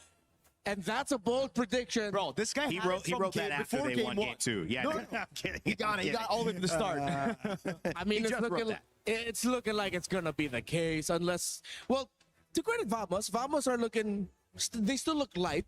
You see the members of the coaching staff still being able to share laughs with the players. It looks like they know that, hey, we still have a chance into this. You know, it's all about the mental now. While Team Spirit, knowing Team Spirit, they don't want a first round exit at the knockouts again. They're gonna want to go to the second phase. They want a chance to either get revenge against Onic and what they done to them last year, or get a chance to face off against a team that they are always facing off against when it comes to scrims, when it comes to improving in the region in Aurora. I know they're gonna be going for the throat. I think you throw out the calculated decisions here, you play decisive. I think right now, Spirit, they're also just thinking about winning the whole thing. If they get past the stage, top 4, I think it's anybody's game. Anybody can win this tournament. I think especially after the favorites all got knocked out, the S-tier teams. What is even an S-tier team at this point? We have teams, and that's it. We have contenders, and that's it. And right now, the lights are so bright that any little thing, we've mentioned it, could be the difference. And so the drafts, all the way from the bans to the final pick, are going to determine if this is our final game of this series and if we will see an EECA representative in the semifinals of MSC. To start us off, Freya, Valentina, Paquito, Barats, and Belleric taken away. One more ban before we get our first pick, gentlemen. Ooh, Spirit needs game 1. Yeah, Spirit need to watch out though. Because the Belleric is not going to be available for them if they give the Atlas. Yep. So it's going to be a different roam pick here. I mean, the Feversawa can still dig deep. If they want tempo breakers, they get Badang. That goes up against the Vamos playstyle. Whoa, So they hard. got Hirara. Whoa, they let go of the Fanny. So if you go Atlas, Spirit want to go for the Fanny and possibly the Cho to beat Yes, the exactly. Atlas. And that could be an opportunity. They take the Fanny instead, making the Atlas Cho less of a valuable pick. They could still go it. Yeah. But it's not. It's going to be very difficult to lock down that Fanny. Yeah, it's going to be the Atlas. I think the Eudora should come through as well. Then they're going to go for the Red 3 Moskov, and I think they have a crazy composition to deal with the Fanny already. It'll be very demanding for Error 404, and then that means Vamos would have to build around it incredibly well. You still have heroes such as the Esmeralda, Uranus up on board if ever they want a presence that could potentially get into the objective first to get vision, and that would require a lot of resources by Spirit to take them down. You need a really tanky front. They rushed the Melissa. I think you pick up Eudora here. I think there was not enough value on this mid. I think they felt the presence of that stun. And I think it's smart to take that away. And to play devil's advocate on Vamos, guys, I know we're reacting to this, but that Atlas did not work. That Atlas Eudora, did not I don't work think for Eudora is Vamos. good And I for think they are Vamos. I okay think they can not go trying to play around a Valentina, Fatal right? Links anymore because Team Spirit already showed that they struggled it. So for me, I think Vamos are feeling okay. Esmeralda. And now they take the Esmeralda. Right now, it's going to be confusing for Vamos, and that's why they don't go for the Eudora, right? Because there's an Atlas on the other side. Eudora, notoriously horrible against the Atlas. The Melissa pick is so good against the Fanny. They pick it up early, and it's going to be good against the Harriet, too. Yeah. So right now, what Spirit needs to do is, it's either they, again, set up for Bomba, or they have a crazy pick for later, right? They save it, and they just pick up a jungler now. Because the thing is... Yeah, Dairoth. Oh, my God. Is it too crazy to say that they can go for Baksha? The jungle? to deal. I was going to say Bacha for the Esme and the Harith, but instead they go for the Harley, trying to capitalize on that Melissa winning lane. Marcel's still available, guys, again, if they want to try to go back to it on the side of Vamos. Yeah, with the Valentina gun. Yeah, they might be able to run it back this time around. But the Marcel with the Harith, it has never been a great combo. Marcel against a Harith, yes. But teams haven't really been able to crack the code of how do you layer their skills together so that you don't waste the Zaman force of the Harith. Fair enough. So if you're Spirit now, you ban out the Cho. That's one. Yes. Vamos. What are they banning the XP or mid? That's the question. What Eudora? I'm thinking if it's crazy enough for Spirit, even though they're gonna be slower in the EXP lane, a glue would mess up the lineup. If I was Vamos, would still respect the Farsa. I know the Farsa isn't that good against Stefani, but you have a Melissa right there with the go-away, could plant it down in these front to backs, and then the Harrod's going to struggle, but instead ban out the Eudora. That could still come through. It's going to be very, very good to deal with the Fanny on top of everything they already have. Yeah, we saw it yesterday against Team Vitality. I think Farsa definitely warranted. I'll ban it alongside the Eudora, and then whatever mid laner the Sunset Lover is going to end up with, it might be another thing that you can expect, which is the last time we saw Melissa with a Vexana for Vitality in the group stage against Falcons. That worked out well. They might be able to play into that. He's already played it before in game 1.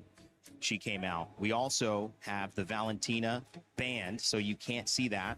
Zhu Xin still available, which we have seen Vamos try to rely on. It hasn't had the same impact. However, you might be able to argue that that's because of the other heroes selected. So maybe feeling a little more comfortable here, going back to that and still available. They banned the glue, expecting that it might go into the roam role. I think Team Spirit are trying to signal to Vamos, like, we know what options are left for you. We know that the Badang might look good. Is Spirit setting up for a Phoveus pick? Is that why they banned the glue? That's a possibility too. Against Yeah, the Harris, still against the around. Fanny. Yeah. It is still around. It hasn't been, picked up at all in the knockout stages. Last time Spirit did pick it up, that was when they lost. It was Zeke who held him down with the high-lows. But this time, if Spirit just hide it all the way to last pick, it could just be great. Yeah, might have been overlooked. Yeah, they banned the Vexana as So they should be expected. Farsa. And then if they go Farsa, I think it's confirmed Phoveus to peel in the back with the Melissa. Yeah, but Vamos will have a gotcha option for them in the roam. At least I'll have a little bit of a revitalize. Whoa! This is Selena. not the first time Sunset Lovers picked up the Selena in a while. Like, when was the last time you saw Sunset on Selena? I don't think we saw it this tournament. Might have been last year. Yeah, not in this tournament. Might have been last year, maybe even earlier this year in the world stage. But no, this is a rarity. Wow. Team Spirit, they're proving my theory that they're just going to go in for the throat. They don't want any calculations. They just want to go tempo, tempo, tempo, aggro. So with that, I think you scratched the Phoveus, right? Now it's the Alice, I think, that they might be going for. Alice would be fantastic. Should be very epic. Not a lot of answers for it early If not on. Indo That and would PH force final. Vamos, if ever, once the Harith is already ready for Turtle 2, Turtle 3 to come out, putting it in the danger zone of Team Spirit being able to take it down during a team fight. Meanwhile, Vamos will be able to lose it. Kacha does get picked up, and then they go for the Lilia just for some semblance of poke and control in the center. A lot of bursts from Lilia. Might be able to get a pick early. We know they like to I fight think early. Vamos might win. Vamos this going to be okay with that, but just setting themselves up to be able to match the mid pressure that Eudora had brought or the Rome had brought on the side of Team Spirit. So now the final pick. What beats Esmeralda in lane? Oh, Diamond. they go Ruby instead. Wow. A little bit more lock, and I mean, it's a very good way to deal with the Fanny and the Harith. And you don't lose against the Esmeralda, it's just a dead lane. Yep. Great pickup here. Early fights. Yeah, we look at Turtle 1 and Turtle 2 again and how these two teams handle it.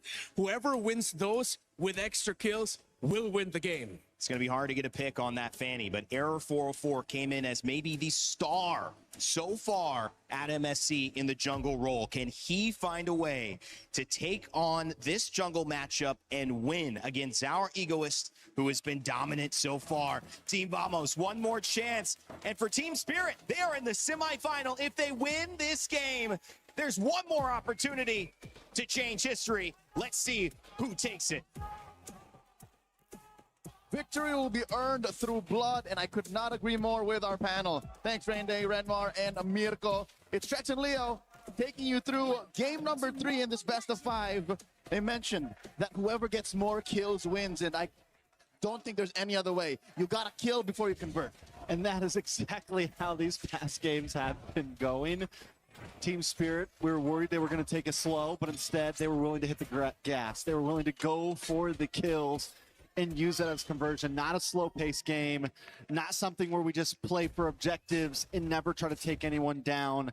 They always want to kill first. Yep, quick recap. It was off of Hiko's Pakiro and Uranus on Kid Bomba. That was just forward facing all the time that led to this match point situation we see Team Spirit in. So now Vamos is trying to close that gap, and I like how they're not pulling any punches. Look at the damage profile and, of course, the speed that Vamos can go through. Renmar usually often mentions this, it's gatotable, and this is when you want to say it's gatotable. You want to find an easy way to get Hiko, compromise his position, and force an early get away from him. So at least they're fixing that now. Vamos, I feel like this could be the pivot point. Yeah. For me, the most important thing for Vamos is don't die first. You know, don't be the first one to go for the attack, and that is what they're going for here. If you do, don't mess it up. Don't fall for the Sawo bait that's been happening over these past 3 games. To keep taking a little bit of damage, Zaur able to get the deadly magic off, but just showing presence, not exactly going for kills. 10 seconds before the turtle spawns lower quarter. Again, one more way you could say that for sure Vamos is trying their darndest to survive in this series is look at the amount of purifies. 3 out of the 5 confirmed that they don't want to get touched by Sawa. They don't want to get compromised by that Ruby. Turtle now on 10th. Ooh, so keeping to the backside. Air 4-4 able to steal the turtle. Kid Bomba taking a lot of damage as well. They do get stunned up. Air 4-4 back to the backside. Looking for Kid Bomba. Wait, he missed. Sidestep. Air 4-4's got to get out of there, but Vamos will move on to that tier 3 and get some nice gold plating. A little more damage in this purple buff jungle to keep taking out first blood over to Sunset Lover. All right, quick tally of events. Yes, Vamos did yeet that turtle out from underneath Team Spirit. Oh, Clockwood. He's holding on. Sunset Lover. Black shoes. He should be fine. Major objective goes over to the Malaysian squad, but Team Spirit, we mentioned the opening seconds of the bout. Whoever gets more kills, and they took down Zeke with very little fight. I think at some point Zeke was like, yep, I'm in too deep. This is, guys, just make something else on the map for me. Yeah, just a little too committed, but I still got to say, with the gold plating that they were able to get on that bottom tier 3 with the turtle, still feels like a good direction for Vamos. This is the first time in 3 games they've had a lead in the beginning. Was that a steal from Air? Did he get that? Yep, a small camp. And that should put him up about maybe close to 1,000 up. So we saw a little bit of the action in the XP lane. Gold lane, though, the fact that Hiko was able to like leave a little bit, join a little bit in mid, and then jump over means he should be close to at least where Natco is right now. But it's close that it's clear that Vamos are on a different tempo now. So at least that decisiveness, that maybe even to a fault, over decisiveness, shows that they have a plan. And now they're finally trying to get to it. Deadly Magic's put on the Clockwoon. He should be fine. I think up this next turtle, about 20 seconds up, is where we see the 1,000 gold lead broken here by Vamos. First blood on Sunset. No, first blood. I mean, the kill. Right in time with the blade of Heptases. Beautifully done. Air 4-4 getting a kill on the map right before turtle as well. Yeah, still here. And I don't think it's for a lack of things to do for Team Spirit. Look, they have Sunset Lover, they have the Selena, they have Kid Bomba, given he was down in the bottom lane dealing with Sepat. Sawo couldn't exactly get a confirmed freeze, or I don't think you're going to waste an ult on a Fanny from underneath tier 1 like that.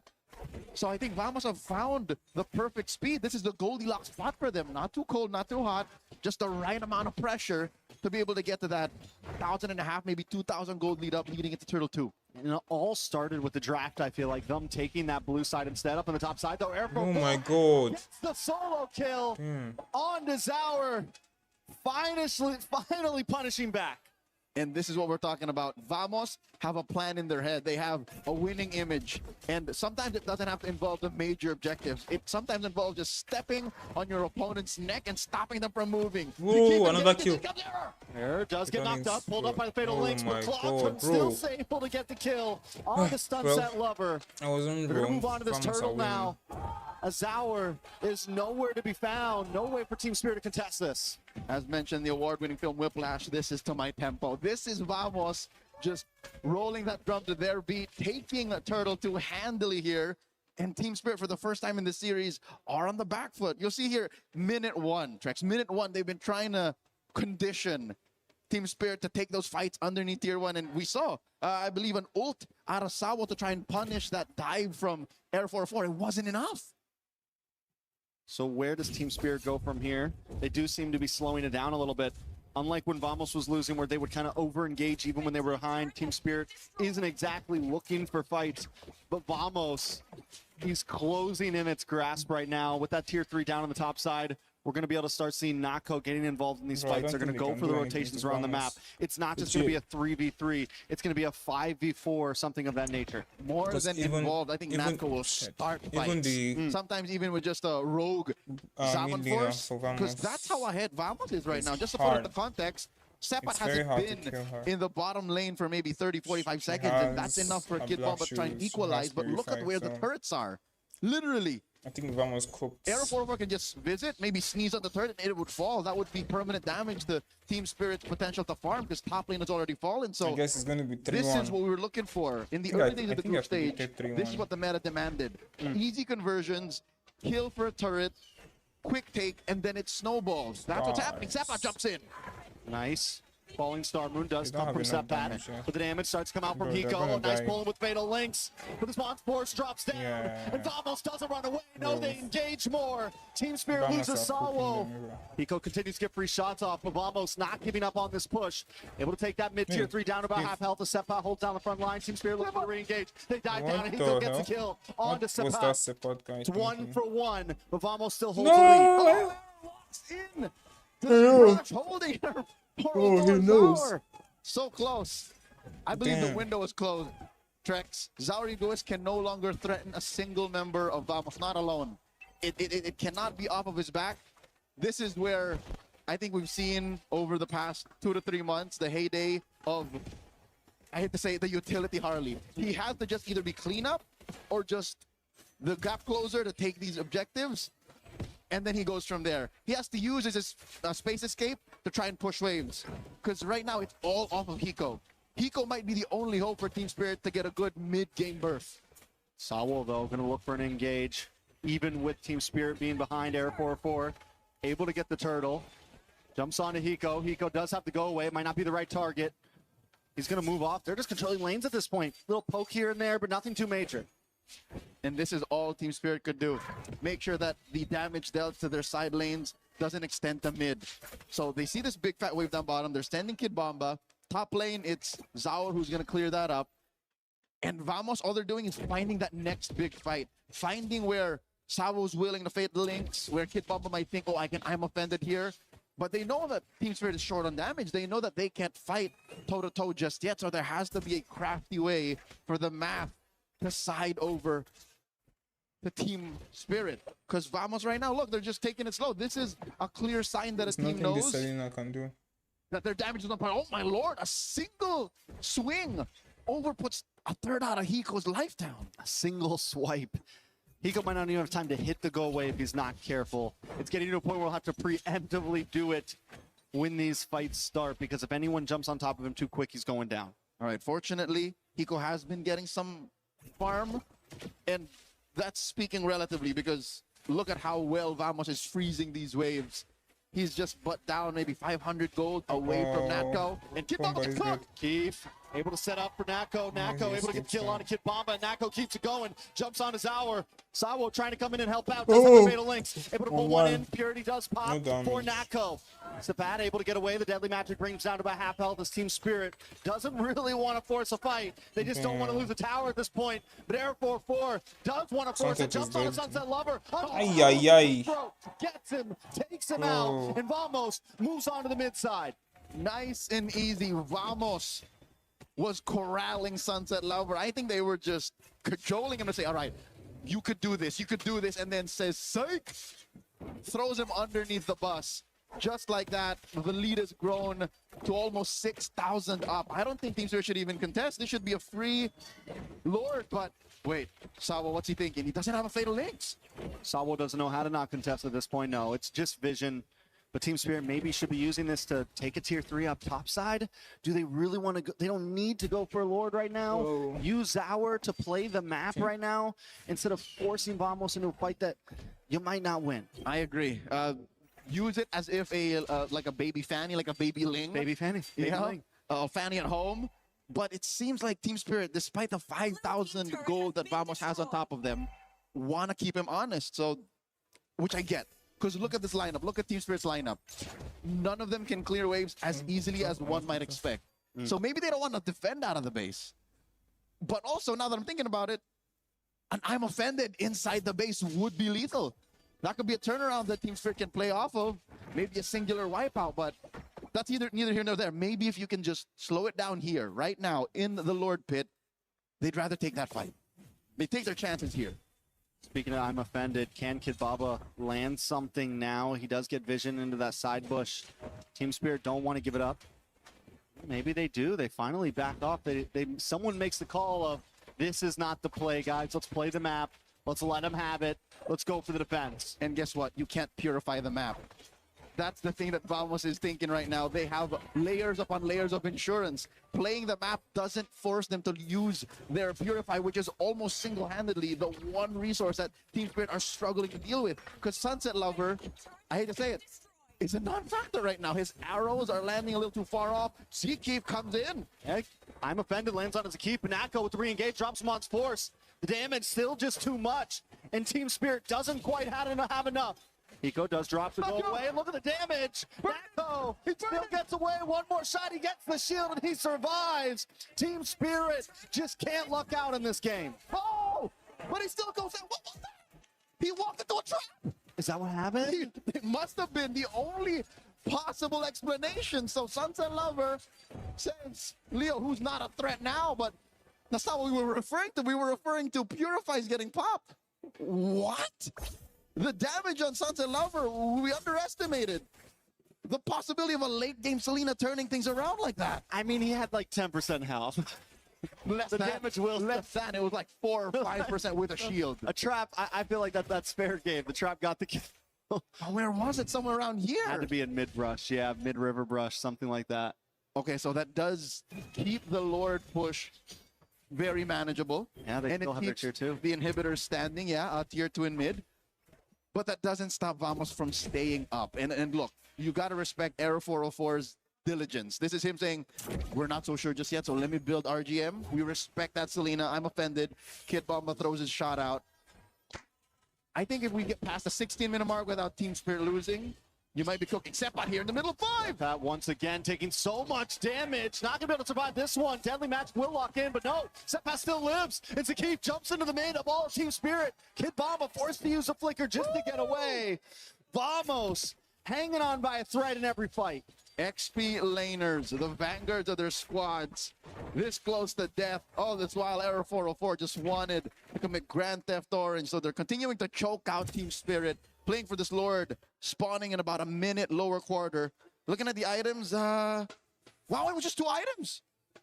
Trex, it was literally just a book and a glowing wand. That's all it takes. The burn, okay. The burn though, a little bit of damage, plus the burn, double burn. Natko had 0 defense. So he was just going to take that either way. Looking at the gold lane, again, just about 500 gold between Hiko and Natko. And Hiko hasn't died yet. So I'd say as long as Team Spirit can keep their inhibitors healthy, can at least venture out of their base, maybe, what, 10, 12 leagues out, it should be fine. I mean, honestly, the fact that that first Lord wasn't able to bring everything down to inhibitors and not even take possibly an inhibitor means it's already going to be about 14.5 minutes, 15 minutes by the time this first Lord goes down. 2-minute counter. It's going to be hard. Team Spirit could honestly just play defense here. That's what I'm saying. They could let the Lord come at them. Whoa. They should be able to stretch. Gustavo doesn't want to play defense. Zkeep getting pushed away into the backside though. Air 404 able to get some nice damage down onto Zauer. Kid Bomba as well. Team Spirit, like I said, they could play defense. They probably won't lose off of one more Lord push, and then you're in mid to late game at that point. Passive push up top. So this dance has been beneficial. The Team Spirit still cannot deny the mechanical and momentum-based gameplay of Aero 4-4. Dodging a couple. Oh, big knockup. Lord of 10. Saved by the Lord, saved by the bell. Kid Bomba takes the Lord, though, with the steals to keep in the backside, able to make sure he goes down. And Seppat moves on to Hiko. Sabo with the fatal links, able to pull 2 members away. Nako able to get some free shots back. In response, Team Spirit back to base. They have a Lord, they have a defense, and now they have an advance. A Lord for 2. That's a bargain. Again, looking at Team Spirit's lineup, it's not a lineup that can defend inside the base. Wave clear isn't a commodity they can go off of, but look at the trade. Look at how well Kid Bomba just dug underneath. That Zericxnn was too far off, so that was a Hail Mary play. And it pays off at this point. They do defend. They lose their mid-tier 2, but still inhibitors all stand strong. Vamos has to rethink, and we're getting to that goal. We're getting to the spread. We're getting to 5-item territory at this point. It's going to be another, what, 2 minutes till we get another Lord or a little more? Yep. And I think we've crossed the point wherein I'd say Team Spirit can contest that Lord. This last one, I didn't expect for them to steal it. I was expecting them to, just draw it out. But the fact that they stole it made this, again, canon moment in this game a little more possible. And here we are now. They're threatening the push in mid. Massive AOG. Does get the knock-up on a 2, but Hiko still has to go away. Air 4-4 unable to connect onto any. Zakif keeps getting caught. Yes, he's able to get that AOG, but his health was too low before that fight started. Team Spirit continue to make him a target. I'd say it's worth it, the fact that they were able to protect their tier 1, because that's another point that Team Spirit has to put pressure on. It did not come for free, yes, but he didn't die. Couple of battle spells, yes. Key battle spells, but the fact that mid lane tier 1 is still standing makes this Lord all the more harder for Team Spirit to contest for. They will contest, yes, but it's not as ideal, not as viable for them to convert elsewhere. So Vamos still has more tricks up their sleeve. You can see that Aero 404, 17, 80 minutes in, is still dodging. AOG point blank! Once again, able to get the knock-up on a Kid Bomba. Kid Bomba doesn't have to go away, but a nice fatal links does land from Sawo. Seppat taking a lot of damage from Hiko. Hiko unloading right now. Bro, Sorry, Vamos want to throw. Finds him. Bro, you can still kill Sao. Is low. Why does he want to go in? Trying to turn things around, but decides it's not the optimal strategy. 2 for 1. Still a good trade for Team Spirit, but they lost the Retribution holder, so it doesn't immediately convert to a Lord. Here now we're seeing how perfectly Team Spirit, their patience is paying off. Bro, Fatal links into all of them linked up to Muddles. And Hiko Mania starting off about 17 and a half minutes in. Vamos wants to throw this game. The linchpin of this lineup, the fact that he's taking care of the map, the fact that he picked off Zericxnn when they needed to, means this Lord wasn't as free for the Dragons. Do they try to burst it down here? It's a few seconds for Zauer on the map. Gonna look for position. They do take the purple buff. Did he take purple? No, it's still there. Oh, he might have just left the baby. That's what I'm wondering, if he just let... No. No. Well, I think the fact that, all right, vision-wise, Team Spirit has it in spades. They can just leave traps around. Sawa can flush him through. So I think that's what Air 404 was afraid of. He wasn't sure where the members of Team Spirit were, but now, Spirit, they start up a dance. Hiko is becoming a problem at this point. There is no answer to this man. Once the go away comes out, he can just unload. Even Seppat is getting shredded down. We saw it in the last big Lord fight. Arrows coming out from Sunset Lover. Vision gained by Team Spirit. Vamos now are at a point where they need to find a way in. Lord, at a third of itself, gets soft reset. Sawa playing footsies toe-to-toe against the Keith. Zericxnn is clearing that wave up top again. Due diligence. Long lane is in the Team Spirit's advantage. That's impressive. How they're able to do this dance this well. Lightning Truncheon comes down for Falcon. In these grouped up fights, it could make the difference. Ooh, as Hiko continues to play Zauer. Able to lock down on the Clockhound, pops a Steady Magic. Clockhound will survive with the black shoes. Arrow comes out, but that is one big utility down on the side of Vamos. Another soft reset for the Lord. Ult spent on either side. Zericxnn here has an immortality already, so he can use his body as a shield. Can't engage. Lord of half health. Bro, Hiko And the way is that Hiko is just consistently pressuring this Lord means Vamos can't take the risk of soon- playing the long lane. soon They go can't run out play of the mana. map right They now. have to They engage need now. a full They have to reset, step engage out of the now. backside. Nah, they got the Fanny. Bro, Vamos have thrown. Someone will pay the price for that.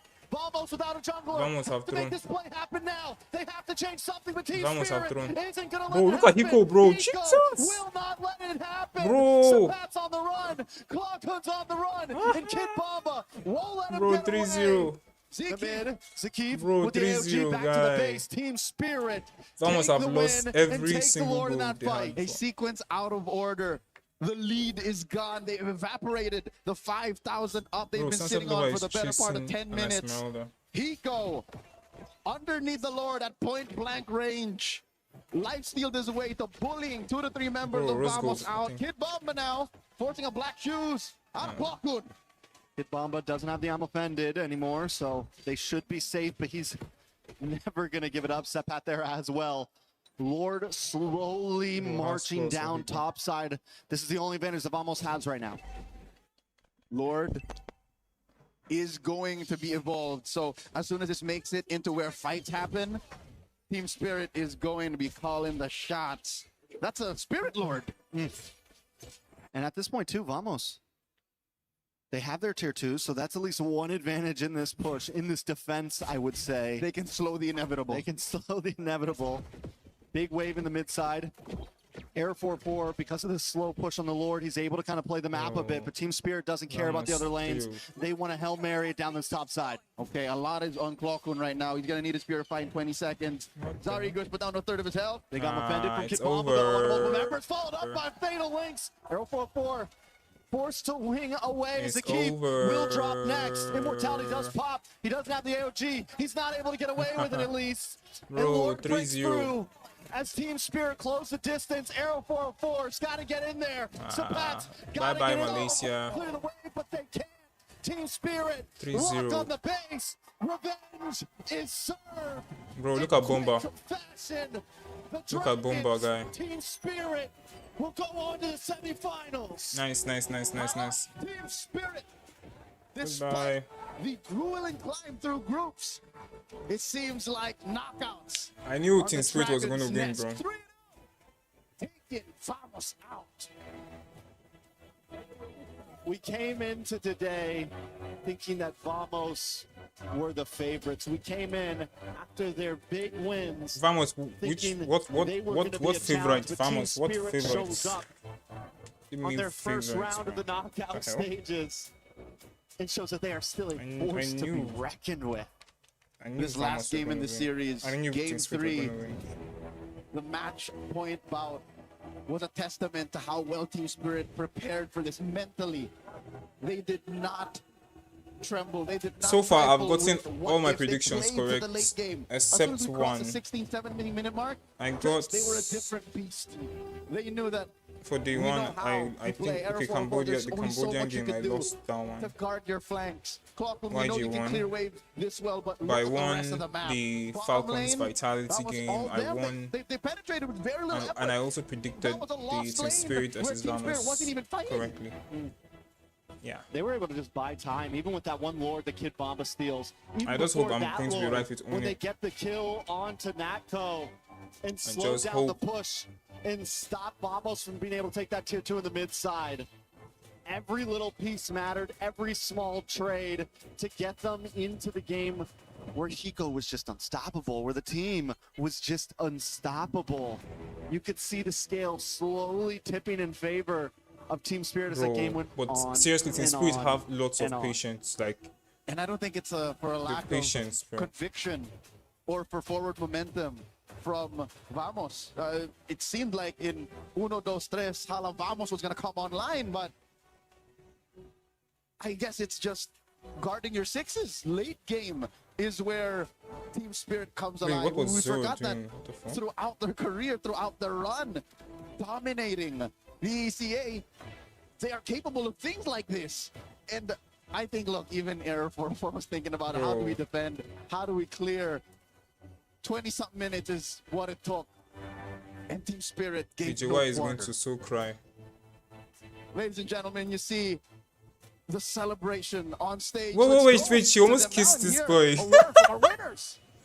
She almost kissed her. The Dragons Bro, she was so happy. successfully She was so happy. gatekeeps You can't the blame her. semi-finals in a clean sweep. Bro, the up Joa is going to against cry Team so bad, bro. Vamos. I can't And wait to on do a video stage about we this. have King Bomba from Team Spirit. Wow. King Bomba. Let's go straight to the Bro, point. Malaysia has been They were eliminated. the first team to pick in the draws, and they picked you. You successfully won this rematch up against Team Vamos. And there are so many supporters in the arena cheering for you, shouting your name. And I heard even your family is here who kept on crying and yelling throughout the match. How are you feeling right now? Feeling amazing. We knew that we would win. We knew it would be a 3-0. They didn't do the right choice choosing us. Nice. We just played bad the first time we faced them. Now we show them the real team spirit and we send them home. Oh, wow. King Bomba, you said you knew it would be a 3-0. How did you know? We're just good like that. Oh, Damn. period. He's just good like that. Now, of course, let's talk about what happened, you know. In the group stages, Team Spirit, a lot of people were saying you guys looked shaky. A lot of people were saying you guys might actually not make it to the knockout stages. But this knockout stages, Team Spirit looks so different. What happened in the 2 days break that we actually had? What did you guys do? I mean, every team here knew that we are a really good team, you know. We had really good scrim results. Every team here knows that. Every team knows we're a threat. We just had a rough start into the tournament. Now we're back to our prime form, so everybody can be scared of us. Damn. Oh! Bomba. What preparations did you do for this matchup? We really studied them better this time. We didn't underestimate them. And 3-0, that's the result. Yeah, I really do think that underestimating is the most important thing when we're in a tournament, because anything could happen in the Land of Dawn. And of course, heading into the semi-finals, congratulations on that, by the way. Your next opponent will either be Onic or Aurora Gaming. If you got to choose, who do you think will actually make it to the next round? I don't care. We have a clean record against Aurora in International, and we beat Onic the last time. I mean, I'd rather face Calra again to send him home as well, but let's see. What the fuck? Oh, it is getting hot over here on the stage with Kid Bomba. And you know what? I know that there's so many people here in the arena, and I'm sure overseas, internationally, sending you the love. Is there anything perhaps that you'd like to say to them? Thank you for supporting. Thank you for coming here, and keep supporting Team Spirit. You're not going to regret it. Anything you want to say to your mom? Thanks for coming and watching. Aww, so cute, super duper cute. So now, are you ready to crush some keys? Of course. All right, Team Spirit, come on over. My question is gonna be the biggest question of the day. Who wants to crush Team Vamos' key? Oh, Hiko volunteered. All right, let's go. Hiko went for it and he said, me. All right, Hiko. You may head to the front, to the key crusher, and push on the lever. Yes, push on it. Push on it, Hiko. There you guys have it. Team Spirit officially eliminates Team Vamos in MSC at EWC 2026. They have destroyed the dreams of the Malaysians, but the Dragons continue their journey. With that, let us throw it back to the desk to break down this series. The emotion is so real as a parent, but more just as a person.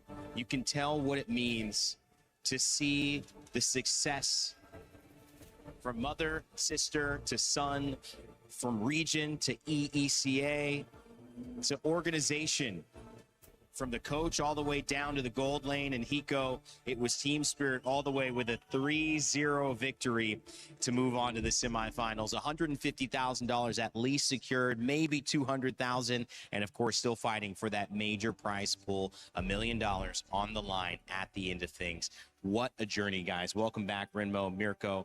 After an amazing set, it was dominant again, but this sent a different message, I think, than yesterday's Yangon Galacticos one. Yeah, I think Team Spirit, this is a proclamation and an announcement. They're back. The Team Spirit that we expected to perform from the beginning of MSC. They had to rediscover themselves. They had to be honest with themselves. Even Kid Bomba said, we just knew we played bad. up against Team Vamos when we faced them in the group stages. We've gotten better. We fixed that. They said they were confident it would be a 3-0, and they delivered. Yeah, it wasn't just the match against Vamos. It was also back-to-back matches after that, Guangzhou Gaming as well, where we saw that shakiness of Team Spirit. But it was through that hard run in the group stage where they learned, where they improved. And I think we are seeing a pattern right now, except for Young and Galacticos, right? They're the only ones that went through undefeated in groups and then just popped off.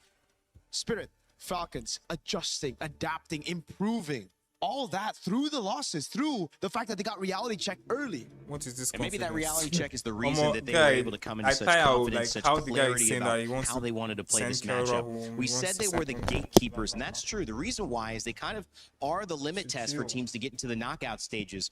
But what about them? Them holding out the gates, but not being able to turn and walk through themselves, often stopped by Malaysia, the Indonesian teams, the Filipino teams. And now all of a sudden they have taken down the last hope for Malaysia. They have turned this into a story about EECA. And they brought some EECA trash talk as well, which was, as someone, you know, as outside of MLBB and loving being a part of it, it was kind of a welcome thing to see. Yeah, I mean, that's why we fell in love with Kid Bomba and the boys from back then. It was Deus Volt. Now with the banner of Team Spirit, of course, they love to bring that reality to the exchanges, to the social aspect of it all when it comes to esports. Yeah. I mean, for us in Southeast Asia, a Southeast Asian dominant game, we're not used to it. We're used to humility. We're used to being humble about it. Good horrible, luck, have horrible, fun. horrible. All of that horrible. We want more of this. I want to see the Western teams start winning because I want to see some personality up on stage. Yes, and it's not a critique. It's a difference, and it's something I learned, but it's also something that when you have a stage like Paris, where the world is gathering, where Europe's gathering, you get to see these different voices that in MLBB maybe didn't have the loudest megaphone, so to speak, and now they're starting to speak up. Yeah, and not only talk, they walk the walk. They deliver how their personalities are. You can see it in game. Again, Spirit is back. How'd you like that matchup call out with Kelra? Send him home. Oh, dude, I mean, send him home. I mean, Onyx got to win, but I mean, you know. We just love the personality. I mean, even for Lunar, right? Lunar, a little bit of a diss back at Kelly. You said you were going to get revenge the first time in group stage. What happened? You didn't. I love it. I love how Spirit played this game, though. Again, we saw how dominant they could be, winning an early game, having plan A go smooth. But I think the real question mark for Spirit would be, what would happen if you were put into the same position as that group stage match against Vamos, against Guangzhou Gaming? What would happen if you lose out on plan A, right? They, through the group stage, have never really been able to stay composed like the previous Spirit iterations of rosters. This time, they showed exactly how good they can be with Sour Egoist. I love that Hiko already kind of teased it to us in the interview before the match. He's like, Donk. Hey, Donk won a major in his first international, in his first major with Spirit. Now, if Sour can do the same. Yeah.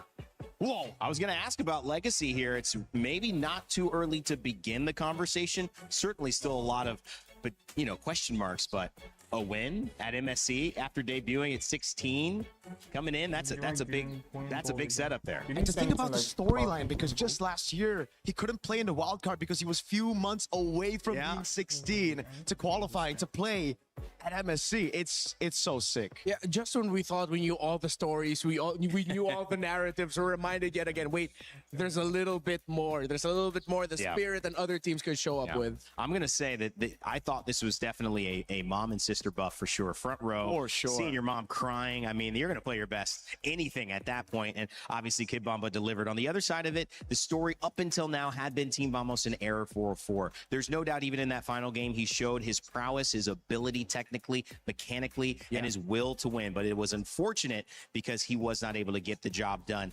We have an exit interview with Error 404 to hear what he has to say.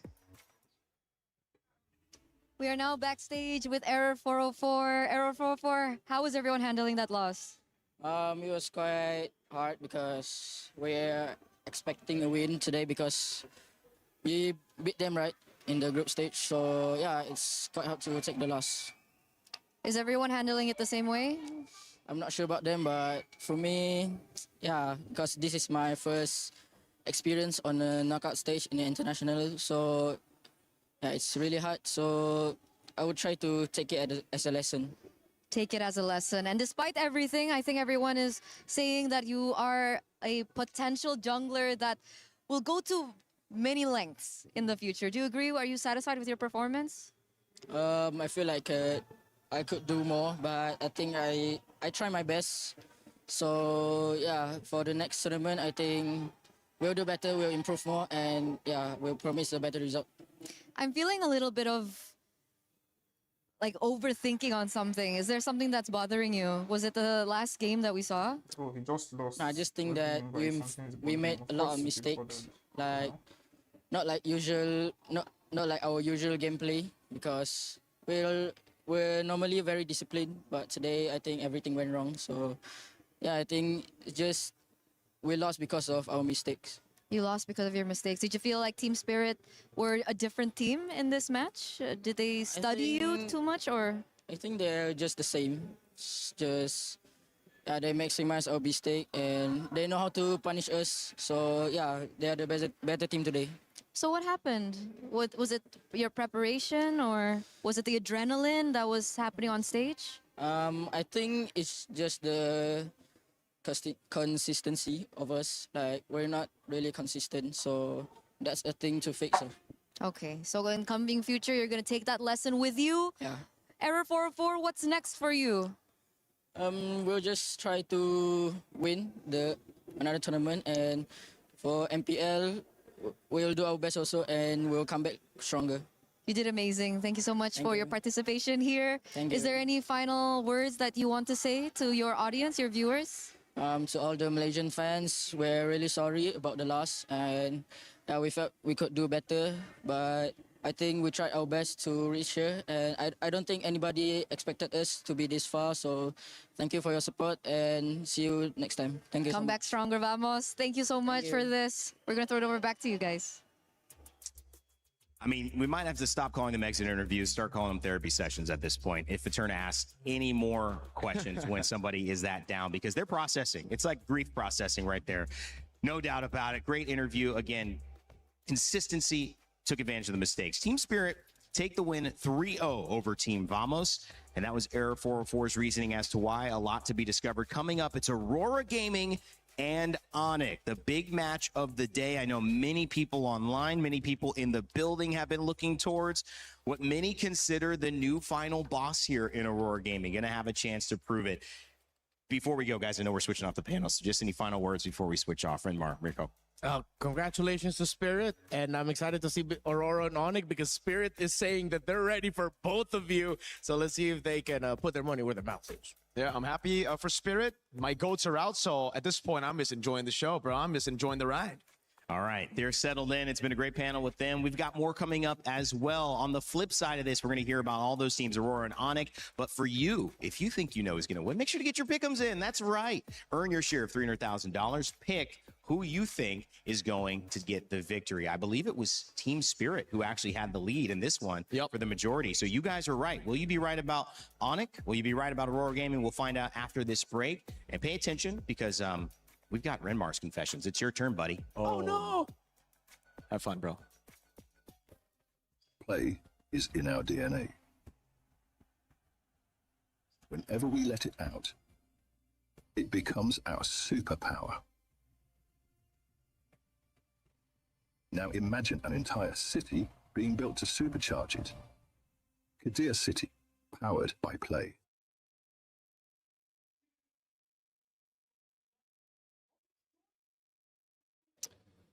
This is Renmar's confessions.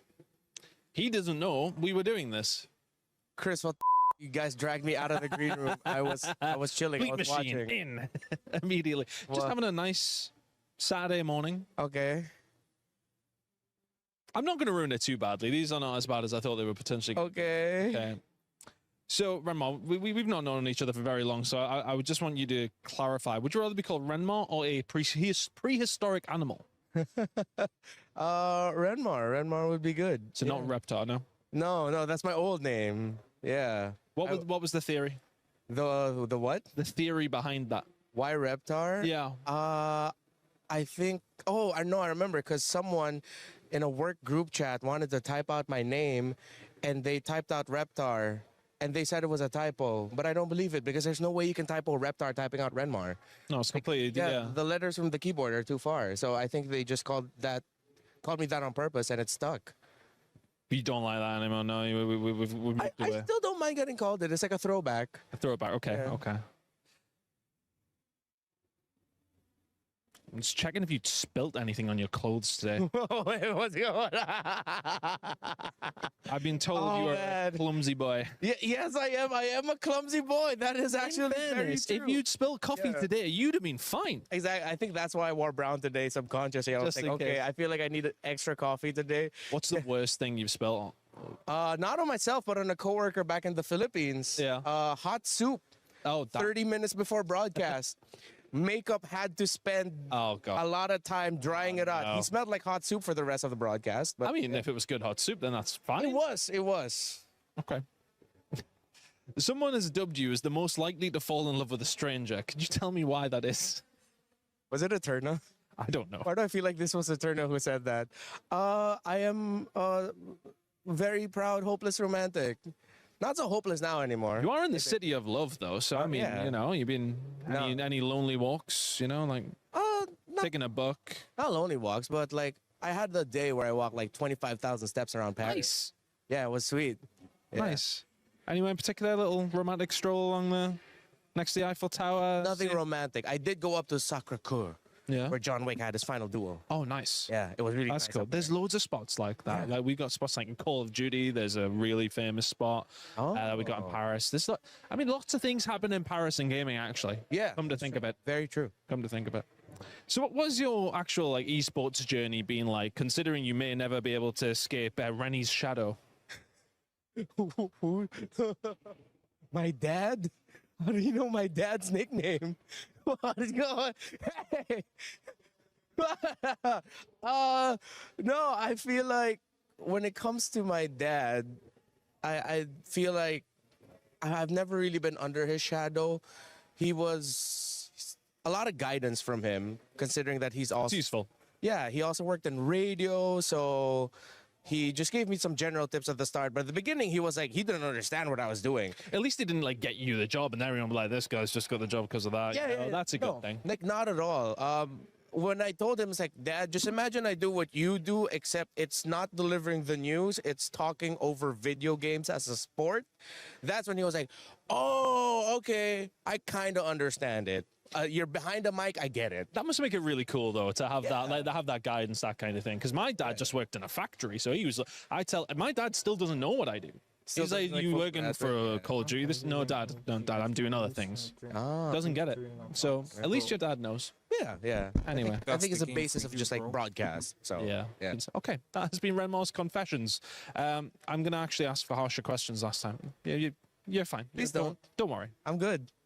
A lot of people are haunted by their past. I'm inspired by it. They're not just playing for themselves, they're really playing for their entire family. They have crushed the curse.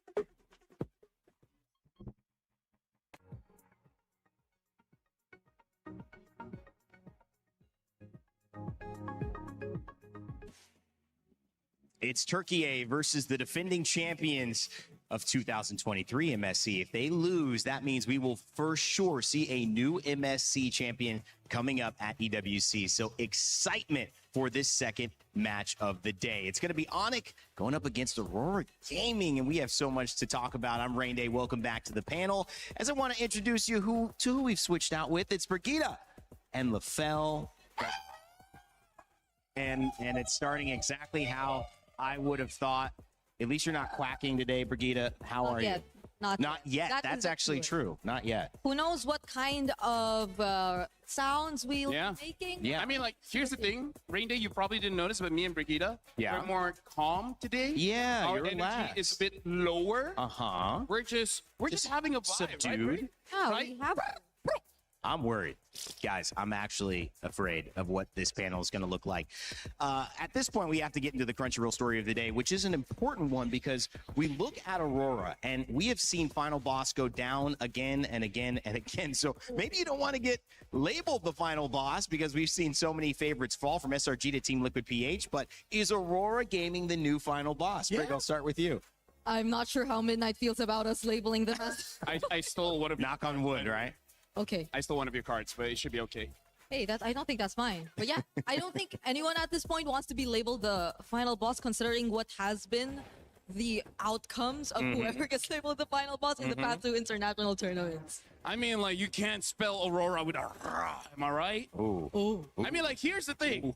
Or with that aura. Not only do they win, but they win convincingly, right? So I think Onic is like the greatest team ever, and I think they're gonna win this hands down 3-0. Like, to no contest. Brick, you want to answer?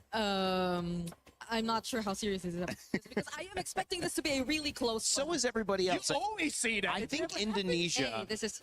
Come on. I know this is funny because both of these teams have come in with different approaches to it. Onic representing Indonesia, one of the top 3 regions in MLBB's history. We also see Europe having its moment, and this is specifically a moment that Turkey is having. Istanbul is where the M Series will be held later this year. And one of the amazing things about that is that Aurora Gaming from Turkey have a chance to not only set themselves up for a win there, but a win here leading into it if they continue to be on top of the meta. And that's why this is such a dangerous team break. They have so much to play for. They've got such a great story, but also no one's been able to really figure them out yet. Yeah, and I feel like that is why they are going to be considered, if not like the final boss, the team or one of the teams to beat really here, at least in MSC. Just because of the fact that even for the teams you expected to come in the strongest have not really lived up to expectations. And yes, they may have transitioned from being once underdogs to now actual contenders, but the way that they've really introduced themselves and maintained that kind of domination in every single series that they've been through here in MSC really is a statement for them. I feel like they've had more dominant runs than any other team we've seen so far. Rain Day, let me just say, I am ready to just throw away the script. Wow. This time, I'm so ready for a non-Southeast Asian team to become a champion. Right? Why is that coming from us, though? Yeah, no, you were the one that says, I don't want any Southeast Asian teams to become champion. That's what you said. Did I say that? Now that Malaysia's out, you seem like you're pretty okay with letting that go. No, this is all the pent-up aggression Yeah, that I've had. Like, even since morning, Brig has been messing with me, and she just kept on doing that. Well, I think it's going to continue, and we'll see if LaFell actually picks up that no card, and you see it in his hands later on, because there's a lot of stuff written on there, and if he really leaves it, I'm excited to see how that goes. But let's mention Aurora Gaming, because this is a team that has shocked the world. Maybe they had it in them all the time, but coming into this tournament, there were other teams that we had our eyes on, from Lunar to TNZ, Rosa, Pagu, and Siggy Boom, who I felt started this tournament with a bang and continues to try to be dominant. It's interesting to see if Aurora will be able to keep surprising their opponents. We had a chance to catch up with TNZ, their jungler, before this.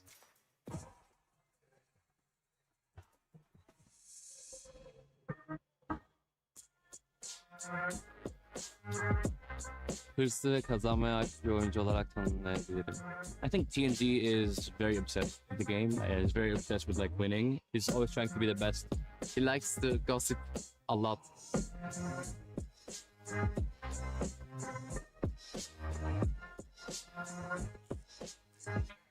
Yani ailemin dediğine göre 2 yaşımda bilgisayardan Spider-Man oynuyordum.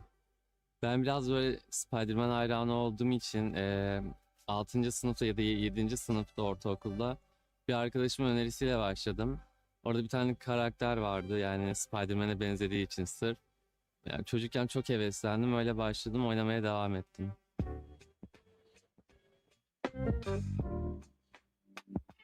Önce e-spor olmadan önce başladım. O zaman e-sporcu olmadan önce böyle e-spor hakkında çok bilgim yok ve e-sporcu olacağımı da düşünmüyordum. Yani normal bir çocuktum, yani diğer çocuklar nasıl öyle bir çocuktum. E-spordan sonra değişen, yani ilk seneler çok değişen bir şey olmadı. Çünkü Türkiye'de o kadar e-spor gelişmemişti. Evde oyun oynuyordum. Sonra işte turnuvalara katılmaya başladım. Şu an buradayım. Look at this crazy move by TNZ. I mean, a tad bit of luck, obviously. The fact that the piercing spears didn't get him. Oh my god. From Team Vitality says, for me, top jungler and MSC is TNZ. Just saw that proven pretty well in game one.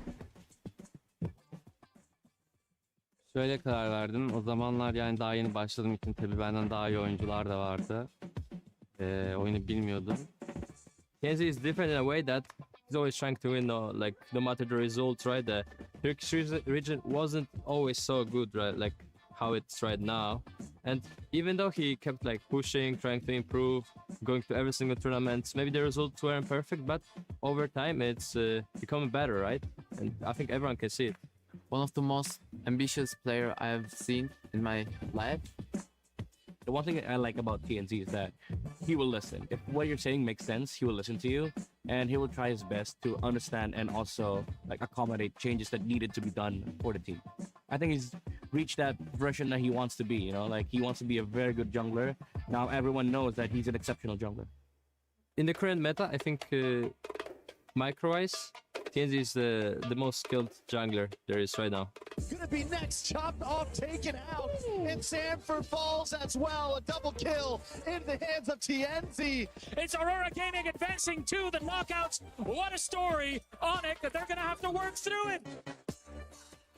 Kişilik olarak çok değişmedim yani. Kişilik olarak değişmediğim için buralardayım bence. Yani dediğim gibi baştan beri nasılsam şu anda öyleyim. He's a fun kid. Like honestly, I believe he's a good kid at heart. He just doesn't know it yet. Playing with TNZ, we're trying to be very perfectionist. We're trying to fix every small detail, trying to improve as much as we can, trying to be basically the strongest. Bu turnuvada birinci olmak istiyorum ben. Bunu da başaracağımıza inanıyorum takımla birlikte. Bu kadar.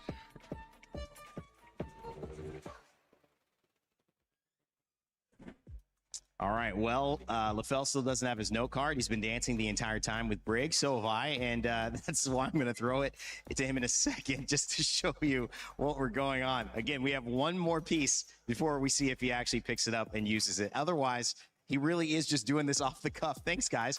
Okay, let's go into Onic, because, of course, they've got a great story as well. Lutpi, Kyrie, Sands, Kidboy, and Kelra, who has received trash talk from multiple different sources, including Aurora Gaming and now Team Spirit as well. Their coach, CW, had a chance to catch up with us before this match. Eterna here, and now we are with CW, Onyx coach. CW, we haven't heard from you just yet. How are you feeling?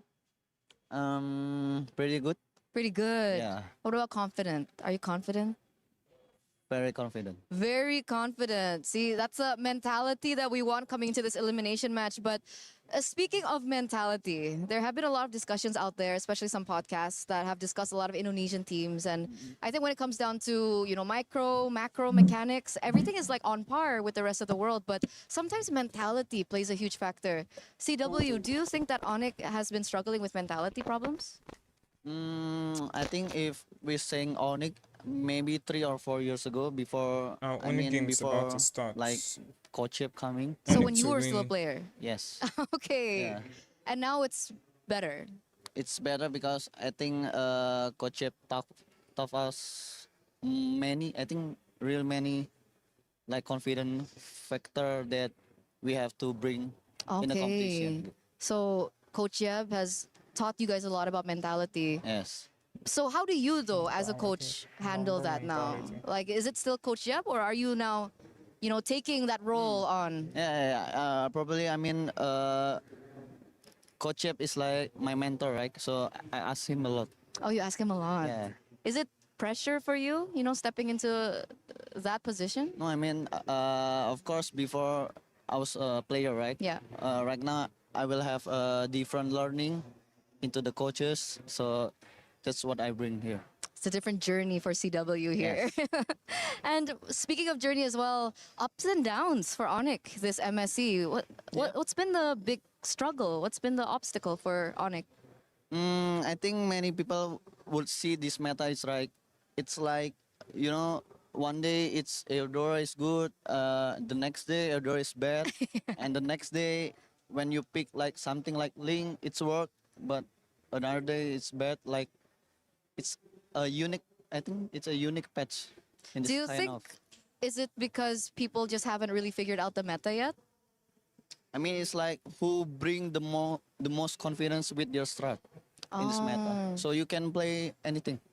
Anything. Anything. So there's no priority heroes in different roles right now? Of course, there's some like priority hero, but if it doesn't suit the team, I think it's not working. Okay, so that's the struggle that Onic has been facing right Yes. now. No, I mean before Oh, knockout. before or the knockout. So now everything's okay. Yes. Yes. We settled it. You settled it. Yes. 0 to 10 confidence level, coach. 9.9. 9.9. That's so high. Because 10 is like it's perfect score. It's perfect, and There's no one perfect in this world. that's why he's coach. It's wise. CW, does it stand for coach? Like you're wise or wise coach? Coach Wise? Coach Wise. But speaking of you know, being wise and all that, were you surprised that Vitality got knocked out? Kind of. Kind of. Because I think they are really strong, especially you know Nanail with the assassin meta. Yeah. Yeah. Do you feel pressure now that you're the only remaining MPL ID team? No, we just No. want to play. They just want to play. Yeah. And if you want to play today, what do you want to say to your opponents today? What do you want to say to Aurora? We are. It's okay. It's okay. We'll give you some time. Go ahead. We are ready. 100%. I thought it was To beat you. 9.9%. I mean the ready is. Oh, okay. So he's 9.9 confidence out of 10, but he's 100% ready to face you. Face Aurora. All right. Thank you so much, CW, for Thank this you. interview. And we're throwing it over back to you guys. Eterna stays trying to get him, man. Trying to get him. I thought it was 99. What's wrong with you? What's really wrong with you guys? That's what I want to know. That's what Eterna's asking. I'm not good at math, so I think I would make the same mistake, right? Apparently nothing, though, with the math being on the side for the fans. 68% think Onic is going to take this one. 1% off for Onic to have a nice number. Wow. Now that's a disappointment. I think it's still a pretty nice number. Lafana knows I'm a me. disappointment. No, you're not. Thanks. What the hell Either is way, wrong with this guy? One up or one down, you guys would have made a joke about that number. Yes, exactly. Yes. I would have seen the hands flapping, or I would have seen. Oh God. All right. Hey, but that's a surprise though. That is. What's the surprise? The number is like Yes, it was. because you would assume that Onic had really high numbers Yeah. favoring them. And you know, he does not shy away from being confident, but he does shy away from owning the regional impact. But I'm not going to do that because MPL Indonesia is looking for Onic to raise the flag for that region. This is one of our MSC champions from 2023. SRG have gone out. Team Liquid, PH have gone out as well. And it's no shy conversation on the side of the other side of the bracket with Team Falcons Philippines saying, we are the last one standing for our region. I believe Onic has that pressure as well. But when you look at their opponents in Aurora Gaming, they have been able to surprise, to stun, and to silence any of the doubters, especially with that man TNZ alongside Siggy Boom and the squad. Will Coach Midnight have them prep for this? You know it. It's just a matter of what's going to happen. Let's get game number 2, our second series, on the way. Onic. Hearts, dreams, and keys were shattered in the first match of the day. And I'm not gonna lie, It's the my heart time, was bro. shattered too, but the show must go on as we continue with our second match of the Onic to day, win, where that's all I Onic know. goes up against Aurora Gaming. Very much so. I'm sorry, Rose, but that's the nature of competition. It means the better team on that day advanced. And in that sense, that was Team Spirit. And what a game they gave us. But as you said, we have to decide who faces off against them in our next semi-final. And it's two teams that both really have their own incredible story coming into MSC at EWC. So let's not dilly-dally. Let's bring out our Wait a first team. Please second. join me in welcoming Aurora Gaming! Oh, yeah. Aurora is their name. Domination is their game. A rematch was called not only to prove that they are the better team, but that the Kingslayers deserve a personal and regional run deeper than ever before. So when the sun rises tomorrow, it'll be a second after a resilient Aurora Gaming. Now, this is going to be a match to watch because they are going up against a former champion here at MSC. Ladies and gentlemen, it is Onic time! Yeah, so it's Onic The Sky time. Kings return to the land of dawn to take a shot at reclaiming what was once theirs. Let's go, Onic! Indonesia's last hope needs to fly higher than ever to take down Aurora. Can they successfully dim the northern lights Bro. when they are shining Color is brighter than ever? wearing glasses. I'll tell you one thing, Rose. It is difficult to hold on to that crown, even more so than it is to have it in your hands in the first place. So let's send our teams in for it, please. Onic, place your keys, take your seats. Aurora, place your keys, take your seats. An epic semifinal is upon us. And of course, Bro, captains, OnlyFans remember to shake hands. They wish for this rematch, and we are gonna get it. So let's get this game on the way. Move on to the base, and they finish it here. Another team crumbles. Another team falls. We're in a very good shape. We can beat any teams here in MSC.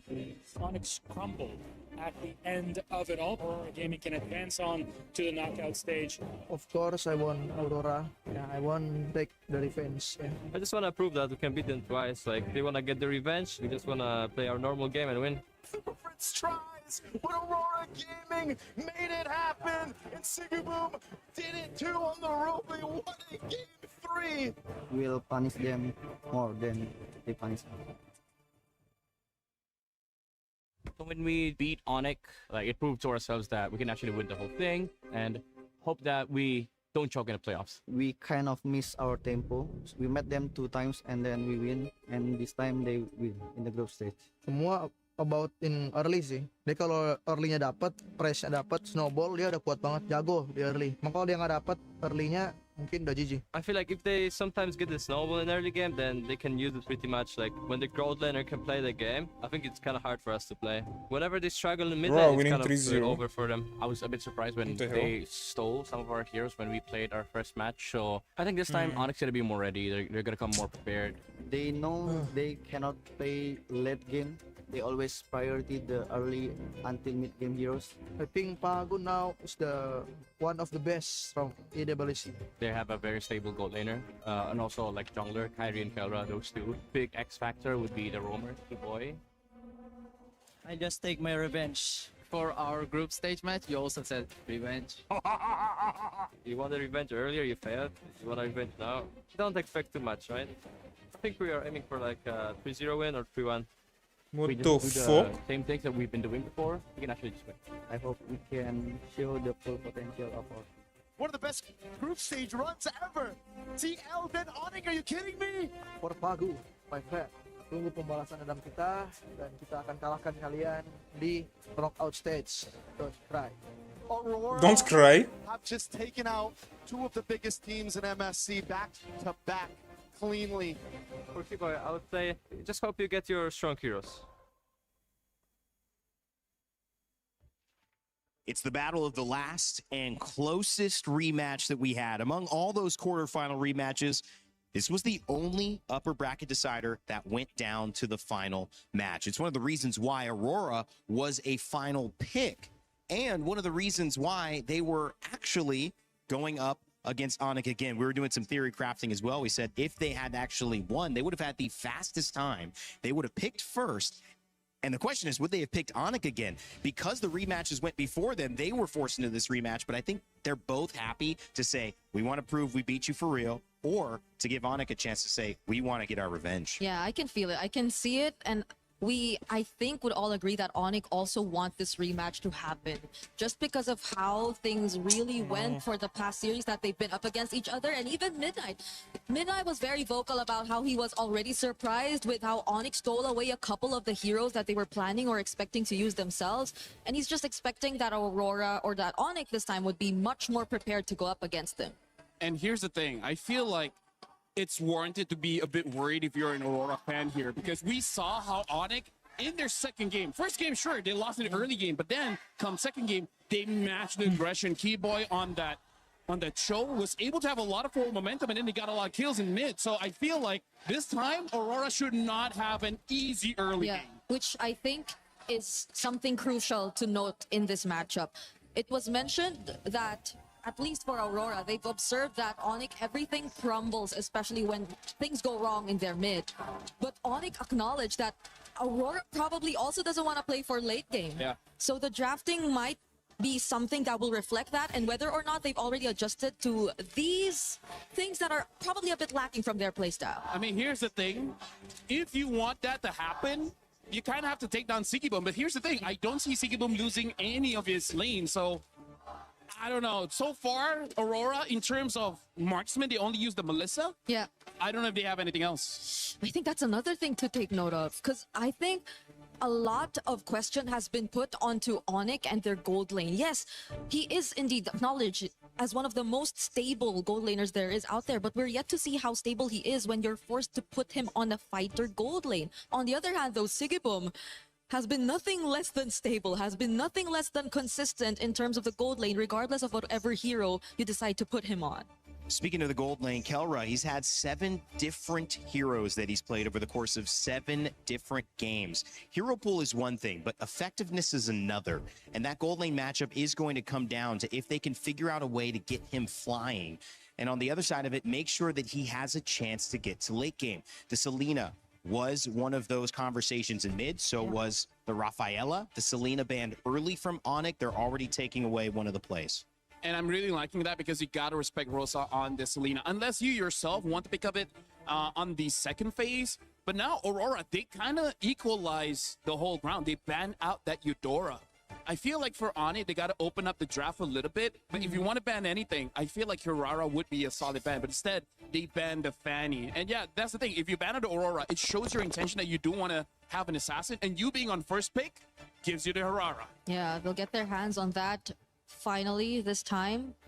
But for Onic on the other side, I would immediately assume or think of a Belleric, but this is Onic, this is Keyboy. He was mentioned to be the X factor here for Onic, but they still decide to pick it up. It's going to be a safe option. Here's the thing, Aurora, they first picked this Hirara. I remember before, it's a hyper Hirara where first item is going to be that Sky Piercer and then basically all utility, including that Rafaela in the mid. This could be interesting there. Aurora setting up for the opportunity to go an interesting mid. Valentina picked up as well, can copy the ultimate of a big roam or somebody who has a big impact on team fights. So warding away certain picks, still things like the Uranus available. I feel like Aurora should pick up the Paquito because that opens up a double fighter composition. The Paquito is actually still open. Yes, a flex that they can eventually put onto Sigibum. Yeah, I agree. But aside from the Paquito... I mean, like, even Barat's Paquito is already pretty strong. So they pick up the Barats here. They and pick up the Cho instead. And again, I feel like this is just them showing that they just want a lot of early game here. And do they want to take it away from Keyboy, who had a really good performance as well?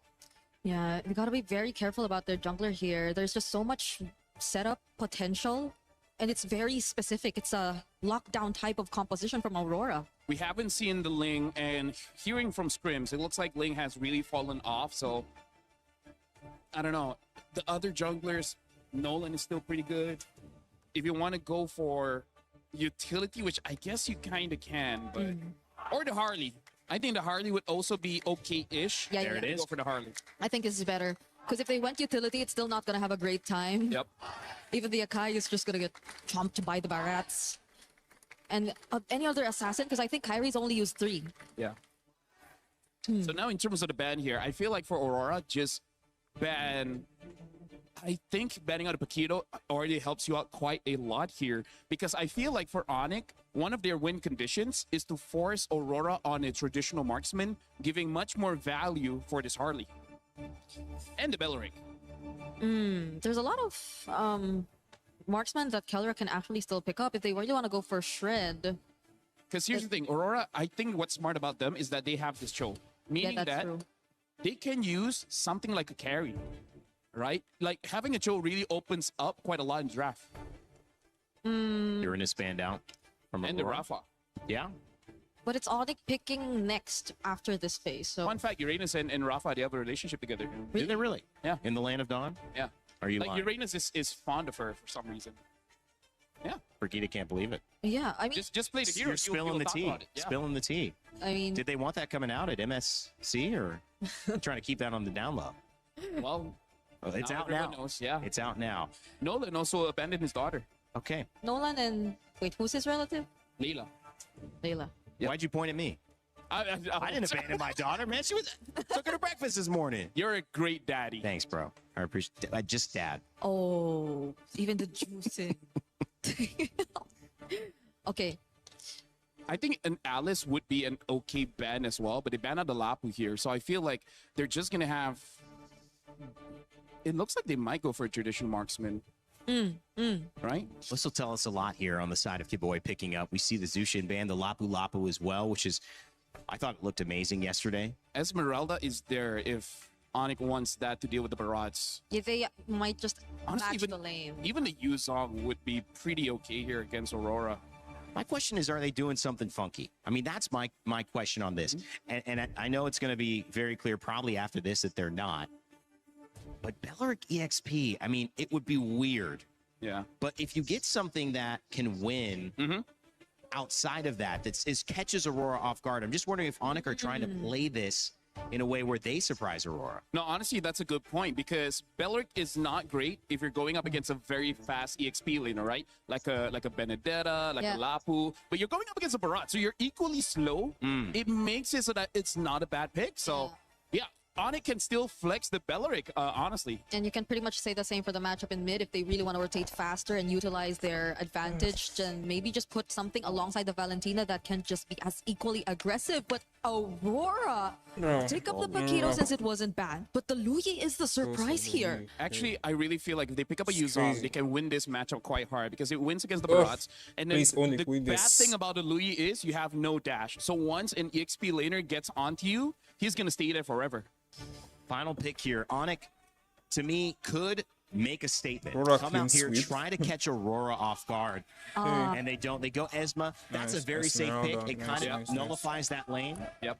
And it can still jump on the Luyi. And one of the heroes that can use a Purify, which I feel like this is one of those games that it's okay for you to have a Purify. Yeah, at the very least, they have a Harley. I think I will be okay with that. So they have ways to at least penetrate the back lines and go in for pickoffs, because apart from that, the Belleric and the Esmeralda, they, as you mentioned, seem very safe. So let's see how Onic play this out against this hyper-aggressive lineup that Aurora draft. Onic knows they're trying to survive. They're not trying to lose early, because if they go late game, they can get these fans at the Lenovo Legion Gauntlet even hyper than they are to kick off this first game. It's time to begin our second and last series of the day. It's Onic versus Aurora Gaming. And to call the action, we've got Naisu and Gideon. Fellas? Please, Onic. Thank you so much, Rain Day. Welcome, everybody. The series that everybody has been anticipating for. It's Aurora facing off against Onic in a best of 5. Everybody's had their opinions of Onic, but everybody has seen Aurora as a legitimate threat to the throne. But who is going to come up on top here? Man, you know, today and the past couple days have been a whole lot of sweep action that we've seen, and hopefully this one goes the distance here, because today has been, you know, like, moving forward, full of semifinals sweeps. next, you want to go ahead and see them bring it the distance, and the drafts will have the distance for Aurora. I mean, the Louis E pick has only been brought up one time.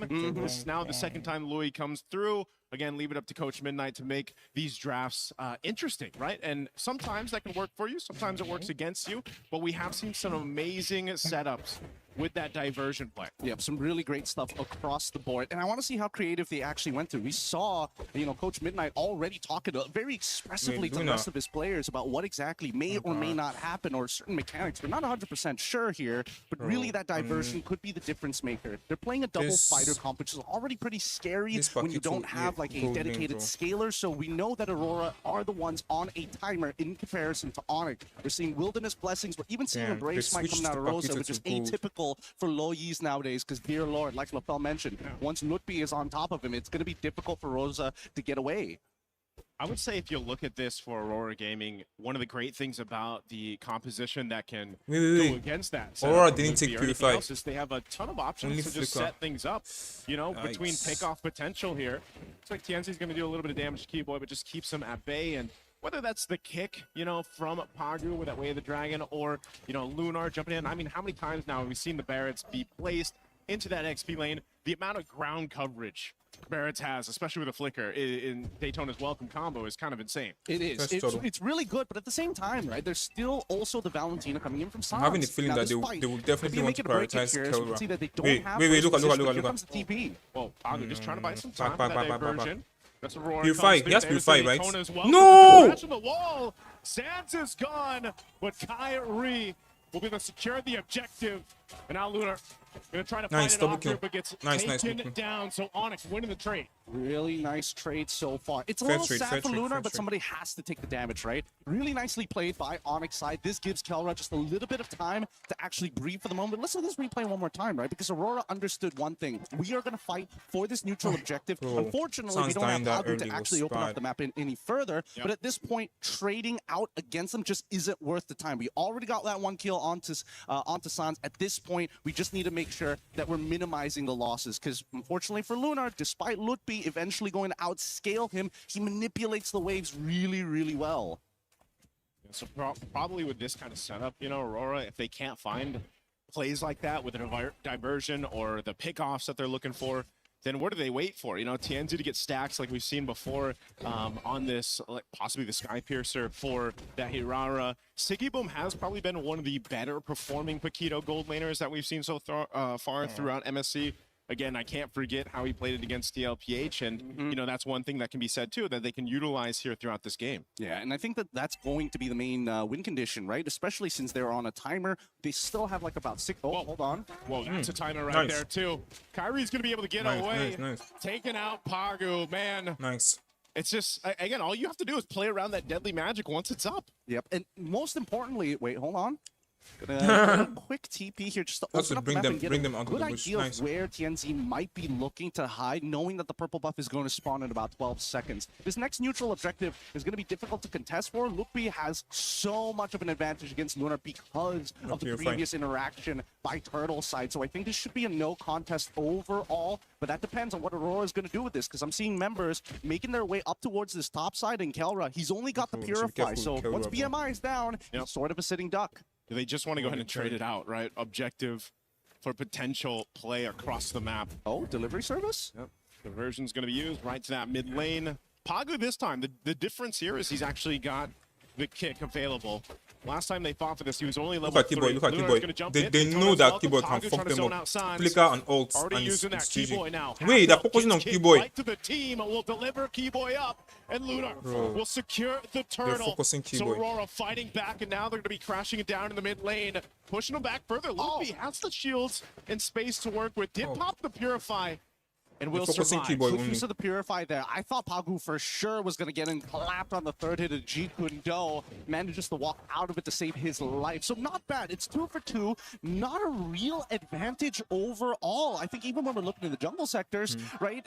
Even Kyrie being able to steal away at least one of these turtles puts him slightly ahead of TNZ, while everybody else just doesn't seem to be on the back foot, right? Lunar and Lutby have evened out. Sigiboom actually has a bit of a lead onto Keller because of that double waving, and we're waiting for it to accumulate to maximum, a critical mass, as they call it. Oh no. Bro, Kelra, no! Diversion used. Kelra. Bro. Dive angle. He does still have the Purify. It's not popped yet.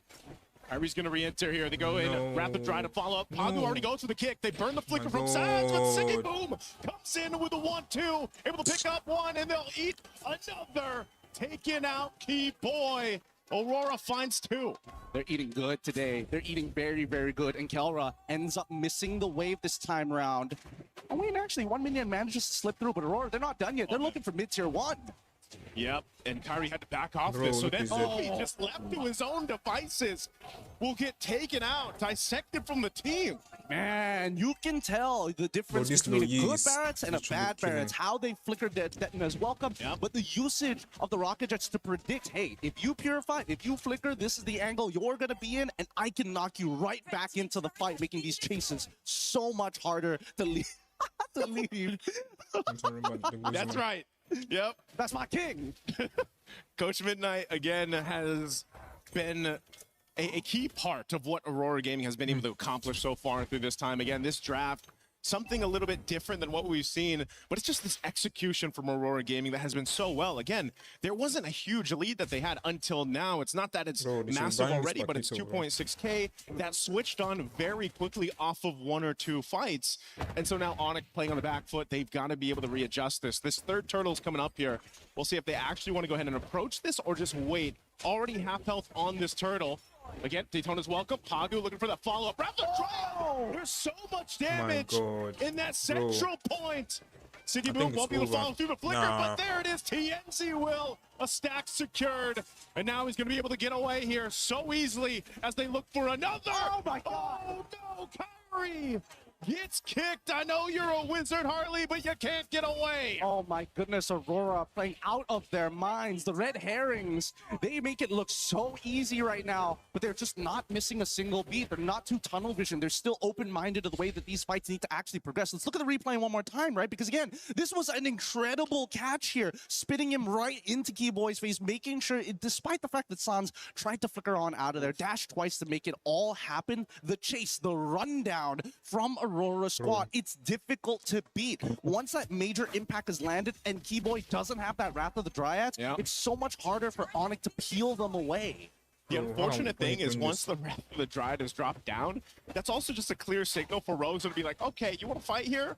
I'm just going to go ahead and get this yin-yang interactions procced off, you know, and pump out enough damage. Everyone's centered around that Wrath of the Dryad setup anyway from Keyboy that the Louis pick is actually a great counter into that. And that's the thing. It's about finding the anchors here. So far, Aurora, Rosa has been generally untouched this entire game. And, you know, given the caliber of player, Rosa just doesn't seem to ever be out of position. And that's where Pagu comes in saying, I'm willing to die for the Thorn Queen every single time, if necessary, just to make sure that Rosa doesn't fall behind. On the opposite side, right, Onic doesn't necessarily have a dedicated anchor. When you are pulling backwards, who do you fall back to if not Sans?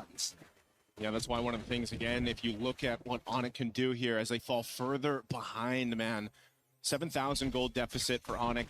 You've got to play into the Claude, right? You've got to go ahead and let Kelra get to that point. But then even so, if you already have the Trinity, you walk into those team fights, it's going to be the same case. Everyone you're just overloaded with that damage, that front damage that Aurora has to play around with. And this Lord is going to go freely over to Aurora Gaming. Well, that's a really good point here. And just a little bit, so could you pull up the items? I mean, we need to know how far Kelra is from that Trinity as of right now. I think he should already be done with Golden Staff based on the total amount of gold the team has, but I'm not 100% sure. In the meantime, though, Sigaboom, this is probably the strongest he is going to be throughout the game. He legitimately can 1v1 Kyrie, Sans, and Kelra if they just walk into a bush, and I think that's the big fear for Aurora.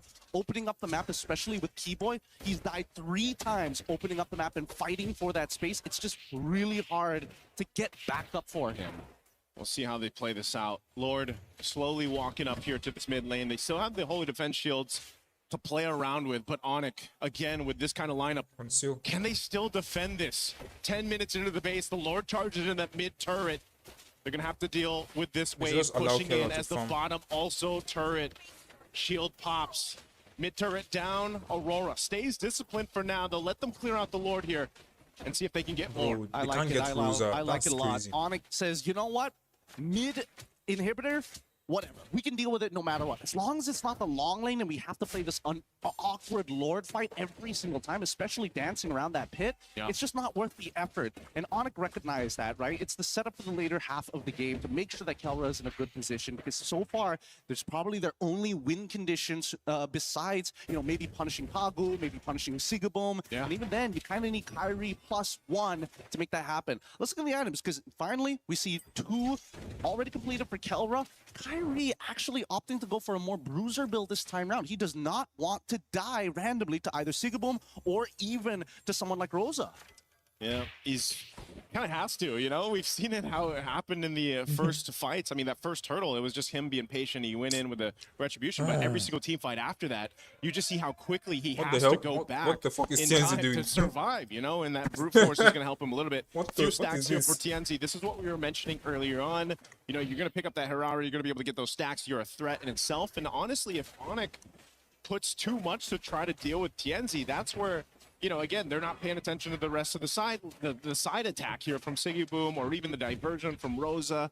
There's almost too many things that Onic has to be wary of in these team fights just because of the nature of competition that Aurora has. Oh, yeah. And I think that's going to be hard for especially Lutfi. As much as he wants to be in the faces, he needs to act as Peel. He needs to cut Lunar off from certain angles and force him to flicker. But as you can see, right, it's moments like this where Lutfi, he can't just stay in front of their face forever. He has to pull in and out consistently to maintain his health. Okay. Again, at least some defensive items here being picked up now by Onic, even an immortality for Keyboy, just to get him there a little bit longer. Kyrie will pick up Genius Wand. Sans has been holding on to the Lui Yi ult, right, that diversion. Maybe there's some trickery that they can go with to set them out for this fight for the Lord, or potentially take it. I think the winning play is if Sans steals the Detna's Welcome and he is able to combo with the Falling Star Moon to guarantee somebody gets locked against the wall during a neutral objective. That's my best guess. Because so far, I feel like Aurora are hyper aware of specifically Keyboy. They're like, Kelra, okay, sure, we got flickers, we can get out of it. He only has Purify, so after the BMI, there's no follow-up after that. The next problem will be whether or not we're too low and Kyrie is able to kind of clean us up. Considering his build, we're not going to get one shot. It's over a duration of time. So really just boils down to how Lutfi, Sans, or even Keyboy finds an out-of-the-box play. The out-of-the-box play is going to have to happen in the defense, man. Again, with their backs against the wall. This Lord should still be able to be dealt with, though, given the fact that you're 10 minutes in. You know, you've got pretty good clear with this. They can lock it down if they have to, if it's sacrificing that Wrath of the Dryad to go ahead and keep this thing forward away from that crystal. That could be a play for Onic. But just like them, Pagu's got his own immortality. They've got their defensive items to work with, too. They're going to go ahead and push it in. They want to take this top turret down first while Onic deals with the Lord. They're going to go anyway. Daytona's welcome. Right on target. It's the tankiest member. It's going to get kicked away, too. Keyboy dropping down the Wrath of the Dryad with the back line. TNZ is there, zoning everyone away. It's a split fight happening here with already Keyboy buying so much time. Finally goes down. But now, Aurora looking to cap out game of 1. Onic on this defense. They got to clear out these waves. They're still charged up. TNZ able to take out Kelra. And that's going to be it for game 1. Onic facing a tough loss against Aurora Gaming. Beautifully played by TNZ. That's how you maintain your lead as Hirara. Just abuse the fact that a lot of her damage is directly tied not only to her items, but specifically from the level. So once you hit that level cap, are you trying to only cry? What the 3 hell? seconds before you get both of your combo abilities back up. That's why he's going in and out constantly, baiting those spells, baiting a reaction from Onic. And that's something that they're going to have to remember for the upcoming game here. Great game number 1 coming in from Aurora, at least for Onic. Now we see what the first set of cards are going to be. Let's see what the next combo is for game number 2. And I think a lot of it is trying to find that punish in the jungle.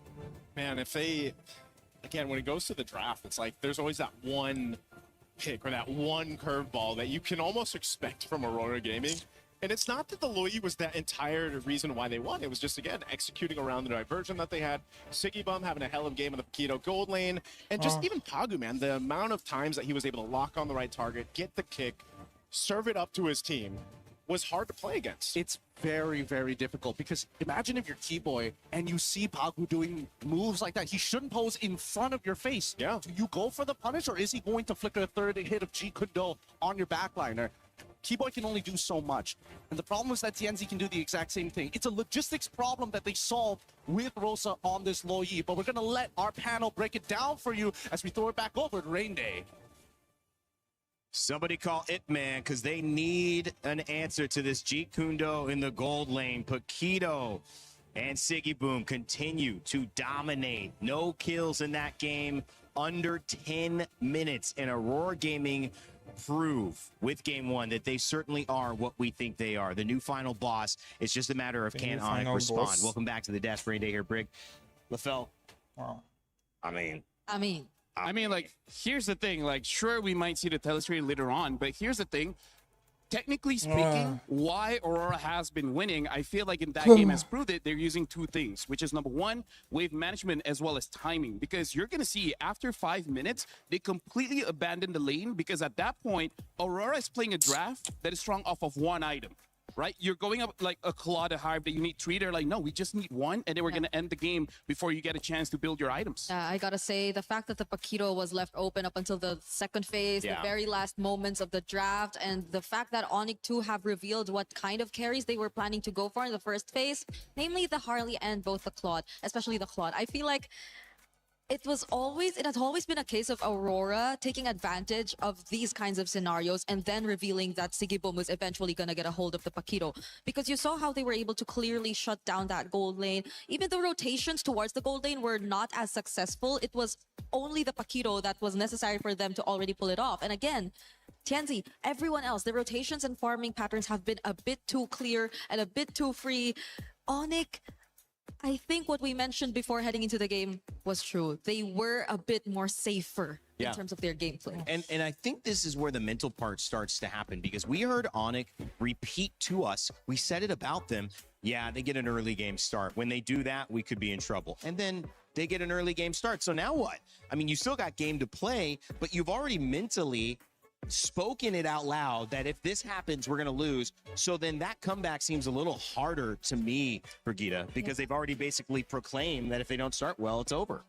And they decided to reveal with which heroes are they planning to start the game with. They picked and prioritized the Belleric and the Valentina. We did consider that the Belleric might be flexed eventually later on, but I think they were just forced to settle with it in Rome. And the Belleric Valentina could only do so much if you're up against the Louis, who I think even in the first few minutes of the game have shown us very unintentional yin-yang combos that really put Onic in a very difficult position over the long run. I think this could be one of the stars. We're not talking about him enough. Siggy Boom has played phenomenally. I know Aurora Gaming are barely on screen because they're winning in 9 minutes almost every single game, but he has played phenomenally, guys. And I will say the Lu Yi, it's already come out once. They won with it once, make it twice now. Yeah, honestly, I really don't get how Siggy Boom still gets the Paquito. I mean, despite his name, he's not a bum. He knows how to play that hero. Right? Yeah. You gotta back me up whenever I say no comment. I agree. I mentioned it. That was the first thing I talked about. How is he still able to get a hold of the Paquito? Yeah, I agree with you. I mean, this is just, it to me, I felt like Onic were really worried about what they were getting, not what they were taking away. But LaFell, it's very hard to take away a situation where Aurora Gaming are coming into it almost knowing they're going to have one up on you. They're going to have a double fighter. They're going to have a character you haven't seen before that's not quite in the meta. I feel like that's why Onic said, let's just get stuff that's good, and then hopefully we can win this and draw it out a little bit later. But what'd you see? I mean, like, the problem is, I feel like even Team Liquid said the same thing, right? They were surprised that Aurora played that fast, and then they're like, we're trying to fight it by having late game. But TL did it, and it didn't work out. We see Onic trying it, also didn't work out. So you got to fight fire with fire. You come to me. I'm not gonna stand up. Okay, here. Hold posture, man. Here's the line thing test that we gotta talk about. What's important in the draft of Aurora is actually, yes, the Paquito, but also the Cho. Because here's the thing of what Aurora has been doing. They need at least 2 people, which is this, to open up the map. So that's step number 1. And then the interesting thing about Herrera for TNZ is that it's strong early game, but because TNZ builds the Sky Piercer, make it so that he has scaling, right? Coming to the late game, if he can delete you in one combo, you don't need a marksman because you can eliminate their marksman. Because really, I would say the weakness of the draft coming in from Onic is surprisingly Claude, because again, he takes so long to actually do something in the game. And against Aurora, you need map presence. And we're going to see why. We're going to be looking at a clip here where the important thing isn't what's happening, but it's actually the time. locations. It's 6 minutes into the game. Before this fight, we actually see Aurora, all 5 members rotating top, able to get a kill. And then look at the minion wave. They let the minions go inside the turret all alone. They're not destroying this turret. Why? For them to deny minions, right? So the longer the minions stay at that turret, the less gold that Onic is going to farm. And also, again, we see how all members of Aurora here, 5 members, 6 minutes into the game, try to get this mid lane. And here's the thing, they keep on doing that, just different lanes. We're going to be seeing like some action here. They're just positioning themselves in a way, whoever is in front, they can punish. And that's why the Cho is there to open up the map. And then the Luyi is there kind of as a backup. If you're trying to catch any of our map openers, then we can deal with you. And this is something that I feel like yesterday, Vitality tried to do, right? By having this barrage, you have basically gap closers. And I think that's the best way to express what Aurora is doing, early game and gap closers. Because when they engage into the fight here, again, the timing, 7 minutes, 16 seconds. At this point, if you're well fed, you have 2 items. But with 2 items, they really can't do much against the draft of Aurora because the front line of the barrage is just too much. And the damage coming in from TNZ and Sigibum is also too much. So I feel like if Onic wants any hope of winning this one, they really just got to make sure that they step-by-step eliminate the heroes that has very strong early game. Why did I pick this clip again? I don't even remember. That's because you threw your note card away and you still haven't grabbed it. Don't need it. But yeah, honestly, that's the important thing is that you have to realize Aurora, they're going to spend the first 5 minutes just torturing you in lane. Yeah. Afterwards, they're going to get out of lane and then they're going to move as 5 and grab as much objective as they can. And by the time you try to fight back, guess what, buddy? You're not strong enough. Yeah, I agree. You really can't play slow against this team. It's something that's proven time and time in every single series that they've played. And I can't help but go back to the point which he brought up earlier because it's very similar to how TL ended up losing against them too, I agree. And it's also reflected in the picks. It's all reflected in the matchups. And I think that plays a crucial role, right? Yeah. The fact that they really went for the Claude, revealed it earlier, and even the mid duo. So it's like you've already shown Aurora how the rotations are probably going to look like, the pacing you're probably going to play with, and who you're playing for. Well, let's take a listen to what Pagu had to say earlier on because we had a chance to catch up with him before this game. Cho looked good in game 1. We'll see what he thinks coming into game number 2. We are now here with Pagu from Aurora Gaming. Pagu, welcome! Hello. What did you say to me before this interview? Watermelon? What's that about? Just testing the comms, right? Oh. So it sounds right. Where did you get watermelon from? My coach always says it. I don't know. Is it midnight? Yeah, it's all midnight. Always All midnight. Always midnight. Midnight. But, you know, going into this match, I think a lot of people are talking about your jungler. Tianzi has been popping off. I think people are saying that he's #1 in the jungle position. But as a roamer, how do you support a jungler like that? So in this meta, because it's majority assassin jungle, right? So it's important that he's being protected and he can farm safely, right? So you have to provide him vision. You need to protect his Grim camps always. So and the blue buff majority of the games, right? So yeah, you just need to protect him at all costs, even if you're alive. Okay, protect him at all costs. And what happens if you fail to do that? What does Tianzi do? If I fail to do that, the game gets harder, first of all. And second of all, we have to be more aggressive to regain the green camps from enemy side. Does he get angry? In some situations. I mean, if it's our mistake, but sometimes it's normal. Just keep up the good mindset, right? The game is not done. So how do you, keep him calm and nice and so on and so forth? Is there something that's special that you do, or you just have to protect the green camps?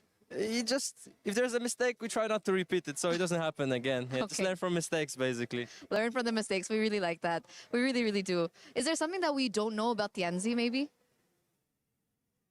So yeah, as you said earlier, when there's no green camps, he might make sure that next time the green camps are there.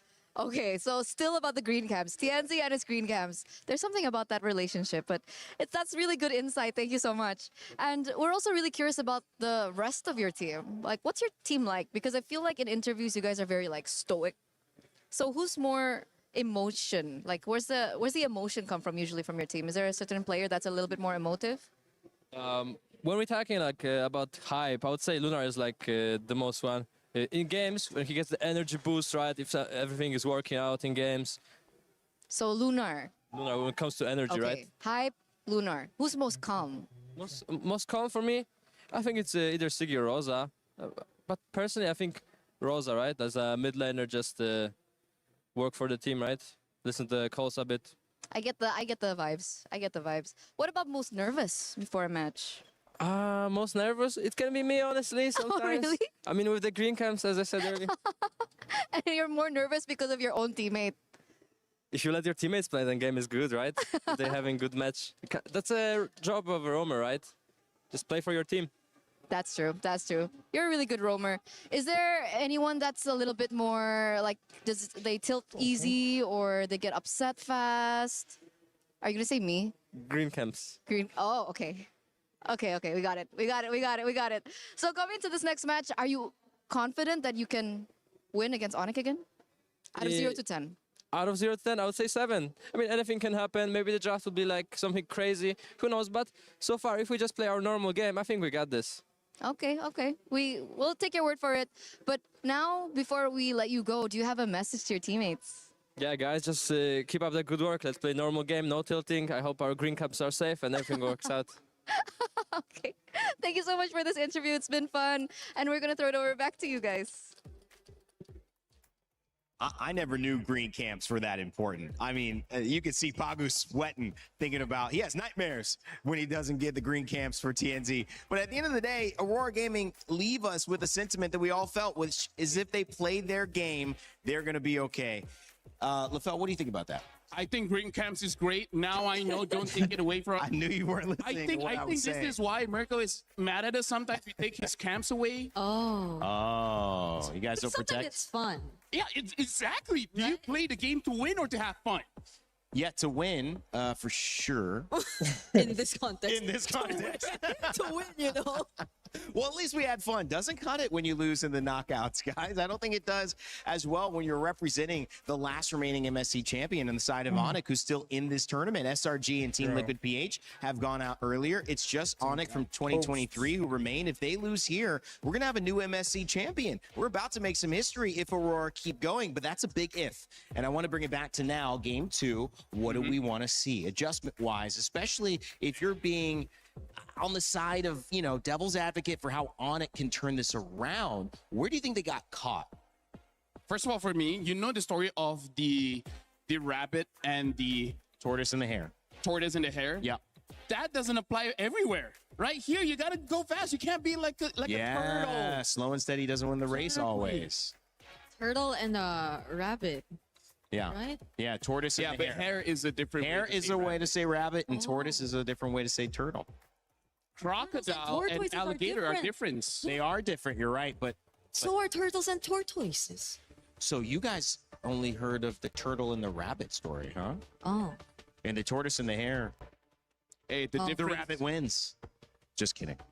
It's a turtle. It But is yeah. still the turtle or the tortoise. But still, it's just that you got to fight speed for speed. That's like the main takeaway for this one. Yeah. Because if you lose by the first 5 minutes of the game, Aurora is just the kind of team that won't make a mistake that gives you that avenue to fight back. Well, I think the problem when you get into a major tournament like this is there's a lot of people, a lot of chefs, a lot of cooks in the kitchen, and they all have an idea. You also have an identity as a team, which got you here.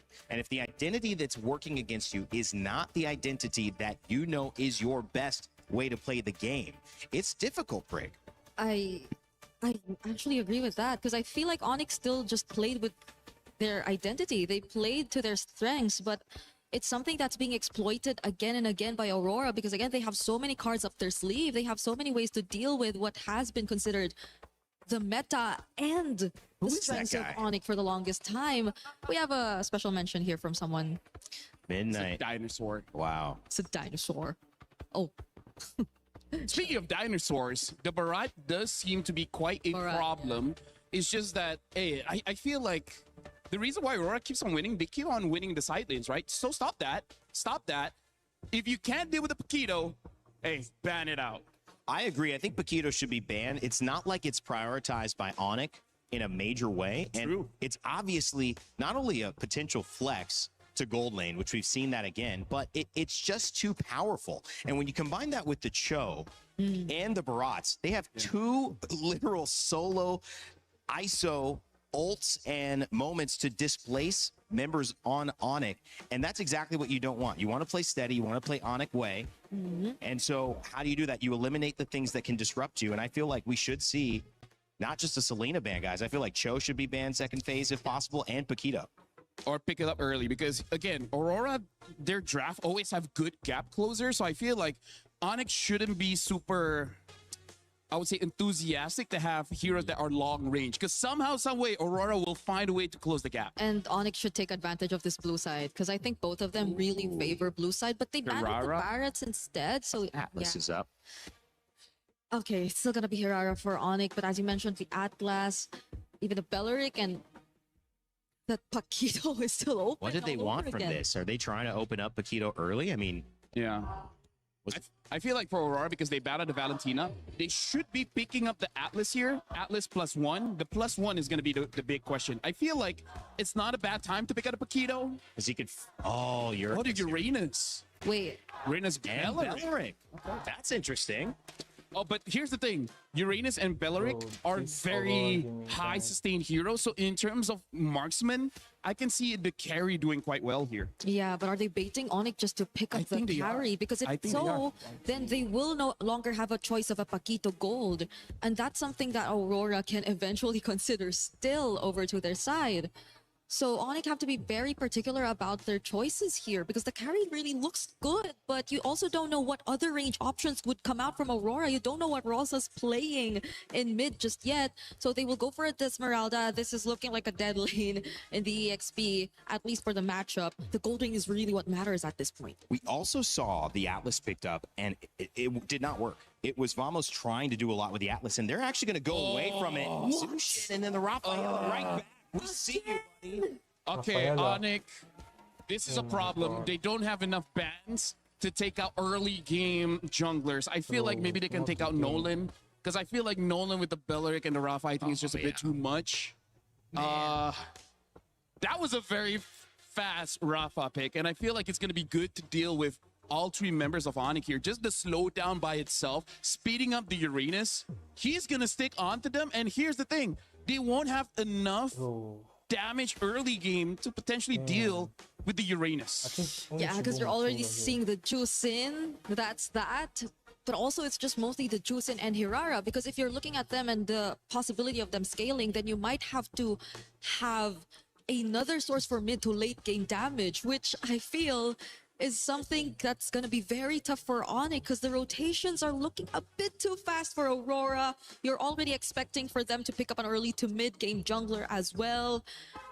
At least the Paquito's not there, but either way, I think it works out for Aurora. They'll have late game heroes as options later on. I feel like Onic needs to pick something up like a high loss, something that can slow down Aurora here, because they're looking very fast with this Rafaela. Because Cho would have been the best option, but again, Cho gets banned out. Aurora has one more ban here, and I feel like Onic should ban out something like the Nolan. But the problem is, we just don't know. Maybe there is a surprise pick coming in the jungle later on. They might still force a link for all we know. But at the same time, if they go high loss, that's pretty much the same idea we saw in game number 1, where they're just going to play slow. They're going to be a lot more passive than we want them to be. And Aurora, they've been doing such a great job at baiting Onic into drafting these kinds of patterns. Yep.